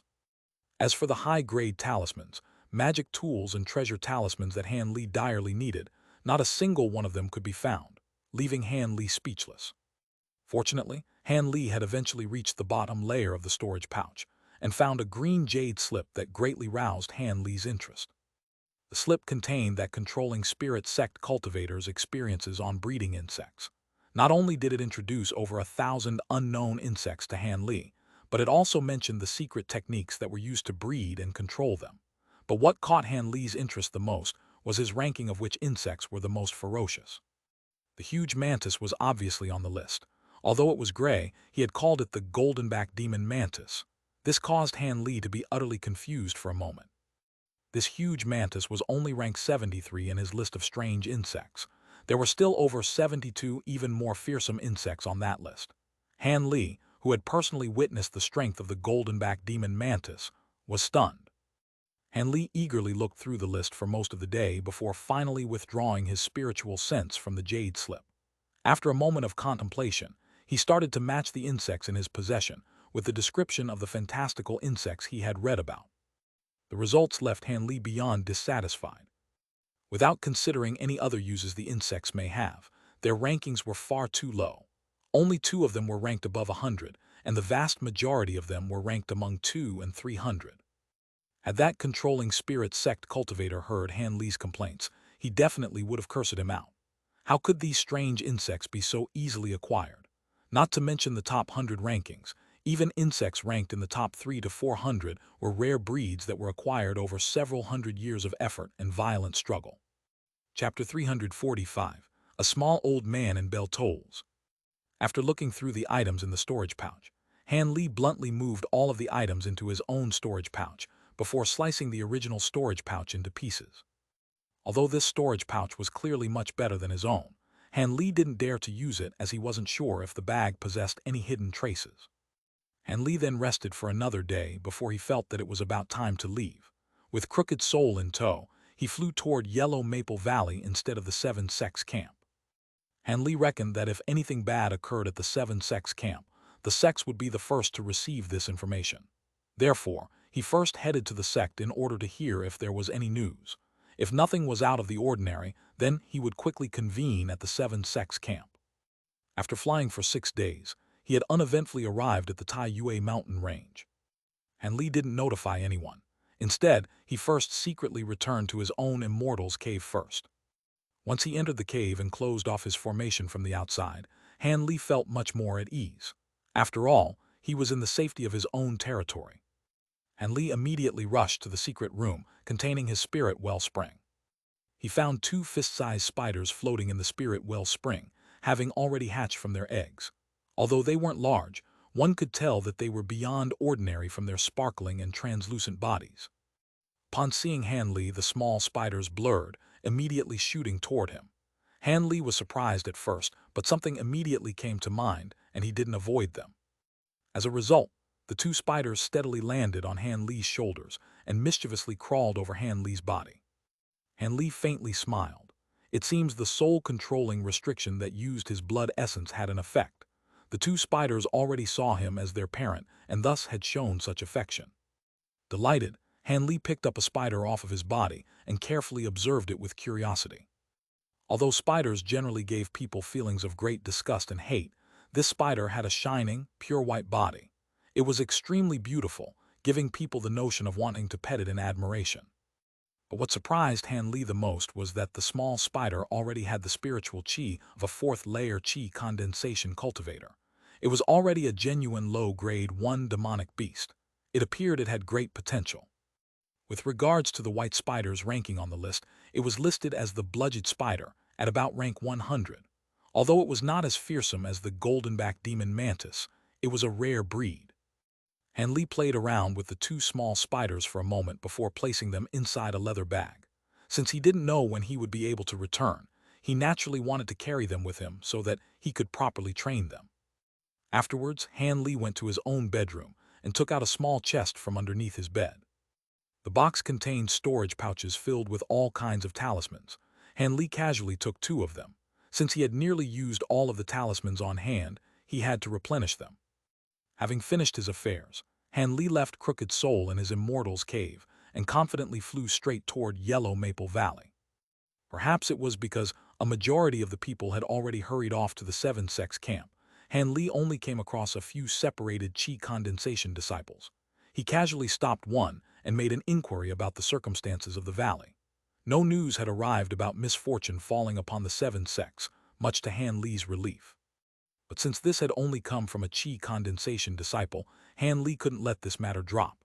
After a moment of consideration, he headed straight toward the 100 Medicine Garden. As a mid-foundation establishment cultivator, that small old man should have some reliable information. A short moment later, Han Li had appeared above the 100 Medicine Garden, but he was blocked by the white mist formation spell. He had long returned its command medallion to the small old man and could no longer enter the 100 Medicine Garden as he pleased. Although Han Li had already witnessed the power of the 5 elements reversal formation, the small old man's simple illusion formation was still able to obstruct Han Li. Instead of entering by force, Han Li sent a sound transmission talisman instead. After speaking into it, it turned into a streak of fire, flying into the white mist. Not long after, the white mist below him blew away, allowing him a path in. When Han Li saw this, he chuckled and gently descended. When he arrived at the center of the 100 Medicine Garden, he found 2 people waiting for him. Senior Marshal Brother Ma, it's been a while. Han Li grinned at a small old man as he said this. Humph, even without seeing each other, you still went and found trouble for me. The small old man, the master of the 100 Medicine Garden, didn't greet him with a smile and rolled his eyes instead. He, could it be that such an adorable disciple like young Lady Zio is not to your satisfaction? Han Li continued to grin at him completely without concern. With a slightly red face, the young woman saluted Han Li and greeted him with gratitude. Zio Cuyer pays her respects to Marshal Uncle Han. Many thanks for Marshal Uncle's great kindness. This young girl was the granddaughter of that Zio grandparent-grandchild pair. When the small old man heard this, he revealed an unsightly expression. But when he wanted to say something, Han Li quickly interrupted him. Senior Marshal Brother Ma, the reason why I came here is because I have a few important matters to discuss with you. It concerns something significant, Han Li suddenly said with a solemn expression. Having seen Han Li's solemn expression, the small old man wrinkled his brow. An instant later, he instructed Zio Cuyer, guard the garden's entrance. I have a few matters to discuss with your Marshal Uncle Han. Yes, master, the young woman respectfully replied and silently walked to the garden's entrance. Zio Cuyer's obedient action was clearly to the small old man's satisfaction. He had even revealed a trace of a fond expression. When Han Li saw this, he inwardly laughed. This senior Marshal Brother Ma said that he gave him trouble, but he was inwardly fond of Zio Cuyer. Even so, he was still trying so hard to save face in spite of this. The small old man brought Han Li into his guest room. After they both sat down, he insipidly asked, Junior Marshal Brother, shouldn't you be at the border camp? How do you still have time to come here for questions? Let's hear what's so important that you had to come here. Senior Marshal Brother, Ma wore an indifferent expression. It's a long story, Han Li sighed and bitterly smiled. Because Han Li had been friends with the small old man for so many years, he knew that although the old man's words were caustic, he had a truly good character. Thus, he had told him about his encounter with the controlling spirit sect cultivator. Naturally, Han Li glossed over the finer details of the fight and focused on the possibility that Spirit Beast Mountain was still working with the Devil Dao. After hearing Han Li out, the small old man's expression became stiff. A long while later, he eventually asked Han Li with a strange expression, Junior Marshal Brother Han, you exterminated the soul of a core formation cultivator, and Spirit Beast Mountain is still an agent of the Devil Dao. He was in complete disbelief, as if he had listened to a tall tale. Han Li's face became bitter in response. It was no wonder why the old man was like this. No one could be convinced in such a short amount of time. Han Li tensely wrinkled his brow and replied, I don't know how reliable this information is. That's why I returned to the sect first to see if there was any news from the border camp. If nothing had happened, I would be able to go there with an easy heart. Han Li didn't conceal anything from the small old man, fully revealing his great desire to preserve his own life. There is nothing. We've only received requests to transport large quantities of spirit stones and other supplies. No negative news had arrived. It has all been very ordinary, the small old man said with a stern expression. Han Li lightly sighed and stroked his nose, muttering, "It seems I was completely made a fool of by him. I want to curse that cultivator out to vent my gloominess. Or maybe I should be celebrating that nothing bad had happened to the main camp instead." Dang, dang. Just as he finished speaking, the sound of a huge bell continuously tolled from the official hall. The small old man and Han Li couldn't help but look at each other in dismay. The bell tolls continued for the time it would take to finish a cup of tea before stopping. The small old man had an extremely unsightly expression and took a deep breath. He spoke with a deep voice. "No less than 81 tolls. It seems your information is most likely true. The circumstances are far from great. Let's go and see what happened. It might not have anything to do with my information," Han Li calmly said after a moment of silence. "Humph, it'd be a miracle if it were not. If it's not a major defeat at the front lines, what else would cause the dragon-waking bell to toll 81 times, representing an extermination-level crisis of our sect?" The small old man bitterly smiled. Chapter 346, Venerable Ancestor Linghu. Han Li and the small old man left the room together. Having heard the series of bell tolls, Xiao Qiuyer, who was guarding the garden entrance, couldn't help but look back at the old man in panic. The small old man wrinkled his brow and walked over to her, whispering something in her ear. Afterwards, the young girl was calm once more. The old man then called out to Han Li, and the two flew off in the direction of the official hall. On the way there, Han Li saw many cultivators traveling in the same direction. However, a large majority of them were Qi condensation disciples. It was clear the sect's strength had greatly diminished. When the Devil Dao arrived, even with the great protective formations, the sect wouldn't be able to endure for long. With solemn expressions, the two remained silent on their journey. Soon they arrived at a huge stone hall. At this moment, over 1,000 cultivators gathered in front of the hall. However, the guards blocked them all from entering. They only allowed cultivators who were at least foundation establishment to enter. Under the crowd's complicated gazes, Han Li and the small old man silently entered. Once Han Li entered the official hall, he was shocked. It was not chaotic like he had expected. Instead, he saw over 100 cultivators waiting in complete silence, respectfully gazing at a seated person. This person wasn't the Yellow Maple Valley sect master, Zhang Lingdao. Instead, sect master Zhang Lingdao was actually standing at his side. The old man had fully white hair, wore embroidered clothes, and had a yellow, withered expression. But for some unknown reason, Han Li's heart pounded upon seeing him, and he found it hard to stop his limbs from trembling. "What is this?" Han Li was amazed. The old man had merely gazed at Han Li and the small old man, but that mere gaze caused Han Li to feel his body go ice cold and his heart to feel stifled, as if his concealed secrets were seen through. Han Li couldn't help but grow pale from shock. "Your soul cultivation is quite good. What kind of soul-strengthening cultivation technique do you use?" When the old man saw Han Li, his eyes flashed with amazement. When Han Li heard this, he experienced both anger and terror. He felt overwhelmed with disbelief. He did not sense any spiritual power from the old man, illustrating that the differences in their cultivation were like heaven and earth. However, Li Huayuan and the other core formation cultivators didn't make him feel this way. Could it be that this person is a... After a moment of thought, Han Li was left dumbstruck. Having long flung his anger away from even the farthest of clouds, Han Li hastily replied with the utmost respect. "This one reports to Senior that he truly had cultivated a technique that has some relation to the soul. Senior's gaze is truly perceptive."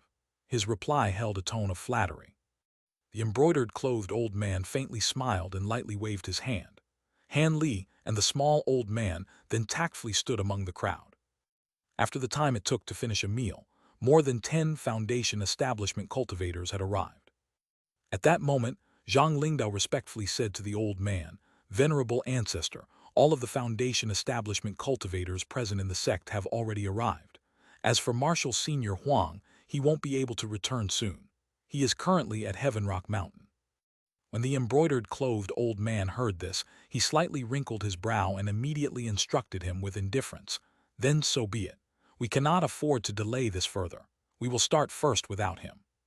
Yes, venerable ancestor speaks truly. Zhang Lingdao strongly agreed with him. The embroidered-clothed old man chuckled in response and didn't say anything further. My fellow martial brothers, let me introduce you all to our venerable ancestor Linghu. As you have previously heard, he entered nascent soul stage 300 years ago and is our sect's sole grand elder. As of now, our sect had encountered an unprecedented crisis of extermination. Our venerable ancestor will fully explain this matter. After finishing, Zhang Lingdao stepped off to the side. Although a majority of those present had correctly guessed the identity of this embroidered-clothed old man, an uproar emerged upon their suspicions being confirmed. The crowd looked upon this venerable ancestor Ling Hu with a peculiar gaze. In the near 1,000 years that Yellow Maple Valley had existed, there had only been one nascent soul cultivator. At nearly 800 years old, it could be said that he was the unaging father of Yellow Maple Valley. Ancestor Ling Hu lightly coughed in response to the chaotic situation, immediately silencing the entire hall. Who would dare to not give face to this venerable ancestor? Since you've all heard the dragon-waking bell, I won't beat around the bush. As of now, our 7 sects along with our allied armies have suffered a huge frontal defeat, along with a disastrous amount of casualties and wounded. Although we've barely managed to establish a second defensive line, defeat is only a matter of time. After the old man said this, all the cultivators in the hall paled. Han Li and the small old man looked at each other with complicated expressions but remained silent. Venerable ancestor, how is this possible? The day of the decisive battle has yet to come. There is still a month. A middle-aged cultivator couldn't help but ask this. It is because those at the front line held the same thoughts as you that the Devil Dao was able to launch such a successful surprise attack. The embroidered-clothed old man bluntly rebuked him with dark expression. The middle-aged man thoroughly blushed and saluted him before hastily stepping back. No one else dared to be so tactless, having seen the middle-aged cultivator's embarrassment. As a result, they suppressed the many doubts they held in their heart and silently waited for ancestor Ling Hu to continue. This disastrous defeat cannot be completely blamed on our own forces' carelessness and their lack of vigilance. There was a traitor among the 7 sects, Spirit Beast Mountain. While they were solely standing guard, they actually opened the exterior formation and allowed the Devil Dao entry, leading to our disastrous defeat. As the old man said this, he revealed a trace of anger. The crowd of cultivators suddenly came to a realization and loudly cursed Spirit Beast Mountain, causing the scene to become chaotic once more. Enough, there is no use in cursing. As the enemy's means were greater than ours, we have no other choice but to concede defeat. Currently, the most important matter is how to prevent our sect from being exterminated.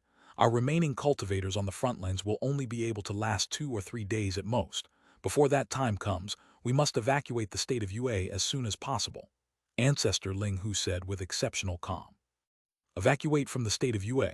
Once that question was asked, the entire hall grew silent as if they were all stunned. As cultivators who had lived their entire lives in the state of Yue, they found leaving hard to accept. For a while, nobody spoke in agreement. What, you find it hard to leave? The old man said indifferently. He was hardly surprised. Venerable ancestor, could it be that you and the other nascent soul seniors have no method to repel the Devil Dao? Eventually, a 30-year-old youth hesitantly asked this. Of course we can. If us old fellows were to join hands, we should be able to easily exterminate those Devil Dao cultivators. The old man said straightforwardly. Then could venerable ancestor. You all shouldn't forget, with the 6 Devil Dao's grand reputation, how could they be lacking in nascent soul cultivators? We old fellows had already acted against them, but we were at a disadvantage. As a result, they compelled us to swear a death oath such that as long as they did not participate in the battles, we wouldn't either. As such, the battles were restricted to the level of core formation cultivators. Ancestor Ling Hu sighed and revealed a surprising secret. And Li suddenly came to a realization as to why he had never seen any battles between nascent soul cultivators. If we do not move, they will be able to surround Yellow Maple Valley and deal with the sect in a single move. Since I am bound by oath, I will not be able to save you. Thus, I've already decided that the entire sect must depart the state of Yue. Furthermore, we aren't the only ones leaving. The other 5 sects will be joining us. As such, we will be able to rise back to power in a foreign land. When our strength is sufficient, we will return and fight for our rightful place in the state of Yue. Ancestor Ling Hu spoke with a cold smile. Obviously, he didn't seem all too opposed to leaving the state of UA. Having heard the ancestor's decisive tone, the others could only follow his commands. They didn't dare to voice any differing opinions they may have held. Most of the other affairs have been settled. However, there is still one dangerous task that must be done. Ancestor Ling, who suddenly said something that shocked the crowd, causing them to look at each other in dismay. The following people I point out must follow me to the rear hall. The others will remain and listen to Sect Master Zhang's evacuation arrangements. The old man then stood up from his seat and expressionlessly walked toward the crowd. The crowd continued to remain in shock. You, and you. With no trace of politeness, he pointed to over half of the people present. Han Li and the small old man were included among the chosen. After finishing the selection, the ancestor walked toward the rear hall apathetically. Han Li and the others were restless and hesitated for a moment before obediently following behind him. Chapter 347, Evacuation. When they arrived at the rear hall, the old man was standing with his hands held behind his back. Seeing that the many cultivators had arrived, he said with a calm expression, "Those of you that I had just chosen have good aptitude or have practiced exceptional cultivation arts. As such, you are the spark that will ignite our sect's revival. Therefore, I will give you all half a day to immediately return and retrieve your items. Afterwards, Marshal Nephew Huang will lead you on your journey." Everyone was shocked. Someone then asked in bewilderment, "Venerable Ancestor, don't we still have 2 more days before the Devil Dao breach our defensive line? Why the hurry?" "Humph, while it will take 2 days to break through our defensive line, do you believe that they will allow those left behind to slip away? They will send men past the defensive line to attack the distant sects, most likely with the objective to obstruct our escape rather than extermination. For this reason, we will sacrifice those outside in order to buy time for you to retreat. But if you dare to leak this matter during the time you are to retrieve your items, our retreat will be met with great chaos, and I will have to personally dispose of the sect." The ancestor's voice was extremely callous, causing the hearts of those present to tremble. "Yes, venerable ancestor." Naturally, Han Li and the others didn't dare to object. They all respectfully agreed and went out to retrieve their items. On their way back, Han Li and the small old man parted with much on their minds. Because Han Li's Immortals cave was too far away, he had to fly at full speed on his divine wind boat. Han Li's heart was in turmoil. According to what Ancestor Ling Hu said, Han Li would no longer have to worry about his well-being. If they were to move to another country, he would be regarded as valuable due to the fact that manpower was lacking. But at the same time, they would have to conquer territory in a new country in order to establish Yellow Maple Valley. As one of the remaining Foundation establishment cultivators, Han Li would be preoccupied with miscellaneous affairs. He would no longer have much time remaining to cultivate. Presumably, when this matter had been settled and the 6 sects have re-established themselves, he would have already come across an opportunity to advance to the core formation stage. However, Han Li was unwilling to deal with these troublesome affairs for such a long period of time. But as Han Li entertained the idea of making his escape, he had no idea whether or not he was still being observed by that old eccentric spiritual sense. He didn't know if his actions could still be observed at this distance. If this were the case, he would be certain to meet a tragic end if he deserted. Han Li felt great regret. Had he known that the situation had deteriorated to this degree, he definitely would have fled the country instead of returning. Without any other option, Han Li could only return to his Immortals cave. Upon entering his Immortals cave, he first headed to his bedroom and took all the talisman-filled storage pouches from underneath his bed. He then went to his storage room and put away his remaining rare medicine ingredients. Lastly, he went to the secret room that held the spirit wellspring and completely destroyed it, concealing the spirit wellspring. Since he was currently unable to transport this item, Han Li didn't want those from the Devil Dao to make use of it.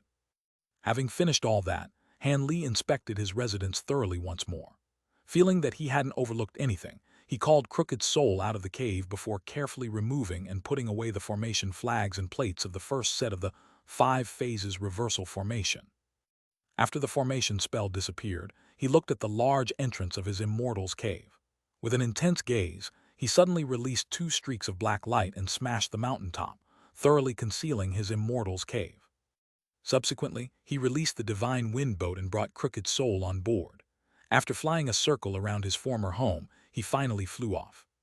By the time Han Li returned to the official hall, most of the others had already arrived. Leaving Crooked Soul outside, he entered the hall by himself. But what surprised him was that apart from tens of Foundation establishment cultivators, several hundred Qi condensation disciples were also gathered outside the hall.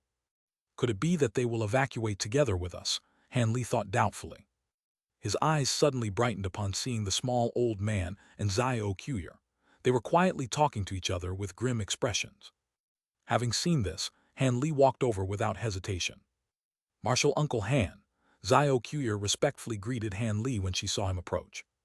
Han Li nodded to her with a smile and then turned toward the small old man, whispering, "What's going on? Are these Qi condensation disciples traveling with us?" Han Li spoke in a soft voice, to avoid attracting the others' attention. "That's right. To avoid being easily abandoned, these disciples either possessed exceptional aptitude or distinguished status. My own disciple also has exceptional aptitude." The small old man spoke indifferently, but when he mentioned Xiao Qiuyer, he revealed a trace of pride. Han Li found this somewhat humorous. A short while later, Ancestor Ling Hu and a valiant middle-aged man appeared. "I've just received information that traces of Devil Dao cultivators have been spotted nearby. We must all immediately set off. Obey Marshal Nephew Huang's orders from now on. I will gather the remaining sect members to draw the enemy." Ancestor Ling Hu spoke with a solemn expression. Han Li and the others were shocked by what they heard. The Devil Dao were truly swift. The valiant middle-aged man who stood by his side followed up, coldly saying, "As time is pressing, I will keep it short. In this evacuation, I only have one demand. You must all listen to my orders. Those that disobey will be regarded as traitors. We will now depart." This person was truly quick and decisive. With those brief statements, he respectfully saluted the old man before taking the lead to leave the hall. After a moment of astonishment, everyone rushed after him like a swarm of bees. As a result, the grand crowd of several hundred cultivators took to the skies and hurriedly flew toward the northeast. Over half a day later, the group had arrived at the Tai Yue mountain range. At that point, they slightly increased their speed. Standing on the divine wind boat, Han Li flew near the front of the group. When the small old man saw that Han Li's divine wind boat could carry more, he dragged Xiao Qiuyer into the boat with him without a trace of politeness. Han Li could only bitterly laugh in response and said nothing more. Xiao Qiuyer was a bit interested in Crooked Soul, who stood behind Han Li and stared at him with wide eyes. Naturally, the young girl was able to somewhat see through Crooked Soul. After asking a few questions, she no longer pressed the issue. After traveling over 50 kilometers through the Tai Yue mountain range, a streak of white light suddenly shot toward the group from behind. In the blink of an eye, it traveled past the group and into the hand of Martial Uncle Huang. It was a sparkling short sword with a jade slip tied to it. The middle-aged man's face darkened and he waved his hand, stopping the group. After taking the jade slip off, he casually flung the short sword away. Immediately after, it transformed back into a streak of white light and flew back toward its original location. Martial Uncle Huang then probed the jade slip with his spiritual sense. A moment later, his face became very unsightly, and he immediately lowered his head in deep contemplation. It was obvious that a troublesome matter had occurred. "The circumstances have changed. All Foundation establishment cultivators step forward. I must assign you another duty." The middle-aged man turned around and said this with a dark expression. These words left Han Li and company stunned. But after they looked at each other, Xiao Qiuyer cleverly jumped off the divine wind boat, and they obediently flew forward. "Martial Uncle, what happened?" Many had witnessed the middle-aged man receiving a message from the flying sword. "Venerable Ancestor sent us a message. The Devil Dao is about to arrive. It seems like they knew of our plan and separated into two groups. One group moved to surround Yellow Maple Valley, while the other group chased after us. In order to protect our continued retreat, I require a squad to follow me and draw them away. As I block them, those who remain will follow those that I assign and continue their escape from the state of Yue." Martial Uncle Huang said in an ice-cold tone. Their hearts trembled upon hearing his words. They weren't fools. Being assigned to block the Devil Dao would most likely result in death. Although a majority of them evaded his gaze, Martial Uncle Huang started pointing without restraint. In a single breath, he had picked over 20 Foundation establishment cultivators. While the small old man managed to escape calamity, Han Li was unfortunately among those chosen. Those that were chosen became deathly pale, but they didn't dare to utter any words of refusal.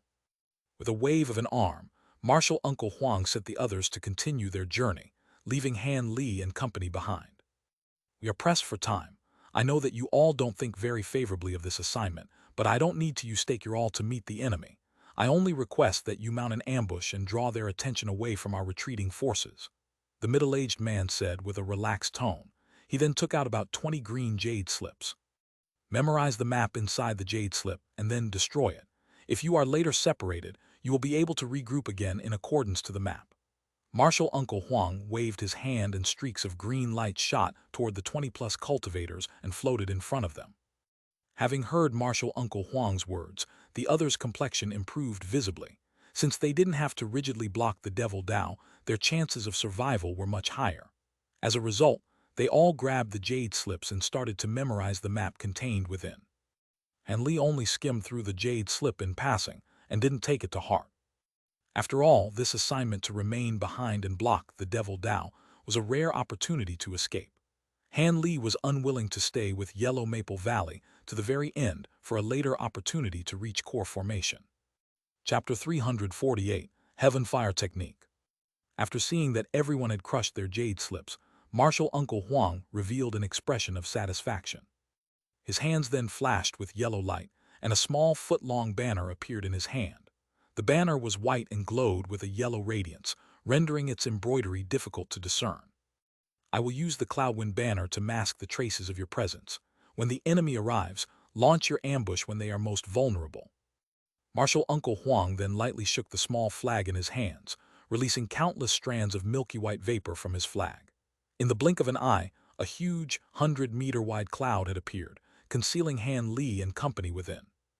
Han Li and the other Foundation establishment cultivators were pleasantly surprised by the sudden concealment. This cloud was exceptionally thick, but for some unknown reason, their vision wasn't obstructed in the least.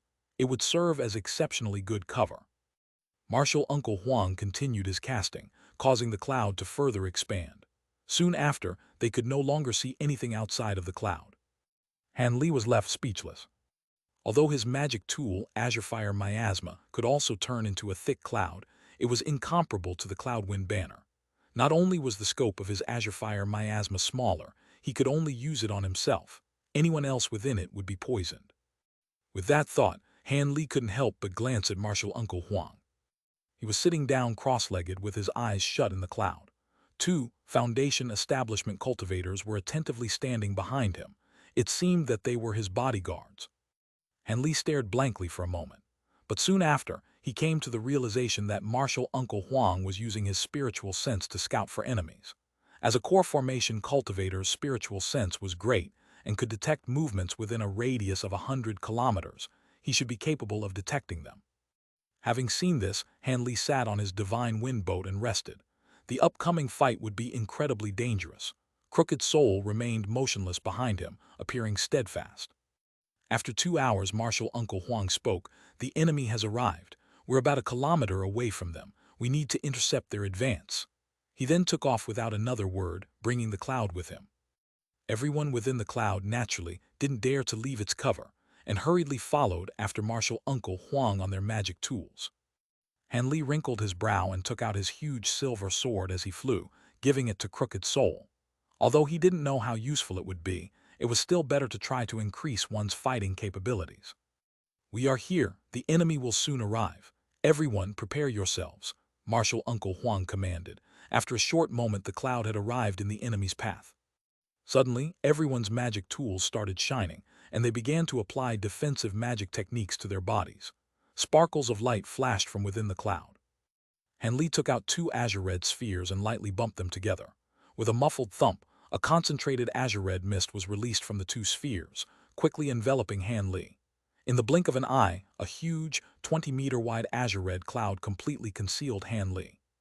Han Li had unexpectedly used the Azure Fire Miasma to form a cloud as a defense while still within Martial Uncle Huang's cloud. The nearby cultivators were stunned, not understanding Han Li's intentions. Han Li didn't pay attention to his fellow sect members. He grabbed his tortoise shell with one hand and held a common blue throwing knife in the other hand instead of taking out his black dragon claws. Han Li clearly understood what he was doing. In his mind, the more low-profile the magic tool, the better. Only then would he avoid any troublesome attention during the raid and easily make his escape. Everyone waited attentively, and in the blink of an eye, 10 minutes had passed. However, not a single enemy was found. A majority of the waiting cultivators grew anxious and impatient. They couldn't help but look at martial Uncle Huang with doubt. The valiant martial Uncle Huang now also appeared doubtful, but after a moment of thought he unhurriedly said, "Everyone, do not worry. I will launch a search with my spiritual sense." As he sat down, a deafening series of booms suddenly sounded out from the sky before he could even start. The sounds increased in intensity and occurrence until they appeared to be coming from all directions. Alarmed by the sudden noise, the cultivators quickly turned their heads to the sky. What they saw left their faces pale. The sky had turned red at an unknown time, and all of the clouds had turned into fiery red ash clouds as if they were made of boiling lava. The huge rumbling sounds came from bursting pockets of lava within the clouds. "What's going on?" someone to the side of Han Li shouted in horror. "Everyone be careful. This is the intermediate high-grade heaven fire magic technique. Lava will begin dripping from above, with each drop equivalent to a foundation establishment cultivator's strike. If you do not block it, you will turn into ashes." As Senior Uncle Huang said this, his face became extremely unsightly. It was clear that the ambushers had now become the ambushed. "Then let's quickly escape. I have no intention of trying to block this," someone said with panic. He was prepared to fly off immediately. "It is already too late. The magic technique is complete, and we are now trapped within it. Everyone, gather together and form a defensive barrier." Martial Uncle Huang's eyes flashed with coldness as he gave his commands with fierce resolution.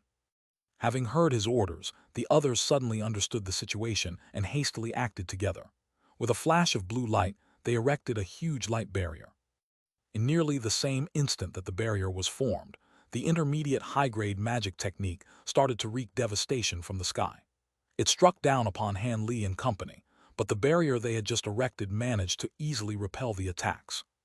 However, that was only the beginning of the rain of lava. Although the majority of the attacks missed, a significant amount of damage had been inflicted upon the light barrier, causing it to spark with red and blue light. Initially, the group felt that they had energy to spare, but the lava soon began dropping at an increased rate and in larger quantities. In turn, the group's spiritual power expenditure also quickly increased. At this rate, they wouldn't be able to last for long. The barrier of blue light gradually weakened from the assault. Fortunately, this formidable magic technique ended as quickly as it began.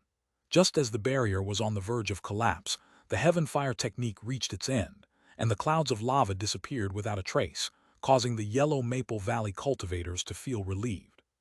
However, their happy expressions immediately froze a moment later. At some point during the attack, they had been silently surrounded by nearly 100 cultivators. From their attire, they appeared to be from the Devil Dao. They were all looking down at the Yellow Maple Valley cultivators with a trace of ridicule. The Yellow Maple Valley cultivators were both furious and frightened. However, the surrounding cultivators were only Foundation Establishment disciples. Not a single core formation cultivator was amongst them, causing the Yellow Maple Valley cultivators to sigh in relief. Although they had consumed much of their magic power, they still had a core formation cultivator among them. There should be no need to be afraid. "How did you know we were here? My Cloudwind banner should have concealed us from your spiritual sense," Martial Uncle Huang asked with a sunken expression. "I can answer that." A slurred, coquettish voice came from above, causing Martial Uncle Huang's heart to tremble in fear. He hastily looked toward the sky and saw a man and woman floating down from above. The man had a head full of white hair and was shriveled to the bone, appearing as if the slightest breeze could knock him over. The woman was seductively attractive with a slender waist and generous bottom. Every one of her movements tugged at the heart. Han Li silently cursed. The two in the air were actually core formation cultivators. Their appearance brought greater trouble. Fair Rouge and Skeleton. Upon seeing the two, Martial Uncle Huang's pupils shrank. Without waiting for their reply, he suddenly waved his Cloudwind banner and caused the white mist to completely disappear, revealing Han Li and company. While facing such powerful enemies, he naturally couldn't afford to look after Han Li and his other martial nephews. I truly didn't expect that fellow Taoist would recognize this couple. This isn't fair. You recognized us husband and wife, but we are rather unfamiliar with fellow Taoist. However, I have heard of an ice-gold fellow from Yellow Maple Valley that had a very interesting magic treasure called the Cloudwind Banner. Could your esteemed self be him?" The seductive woman chuckled as if she didn't possess the slightest hostility. But upon seeing the woman's delicate, charming smile, Martial Uncle Huang's expression only grew colder. He continued to stare at her in silence. The woman faintly smiled in response to his silence, before suddenly shouting, "How utterly boring, kill them."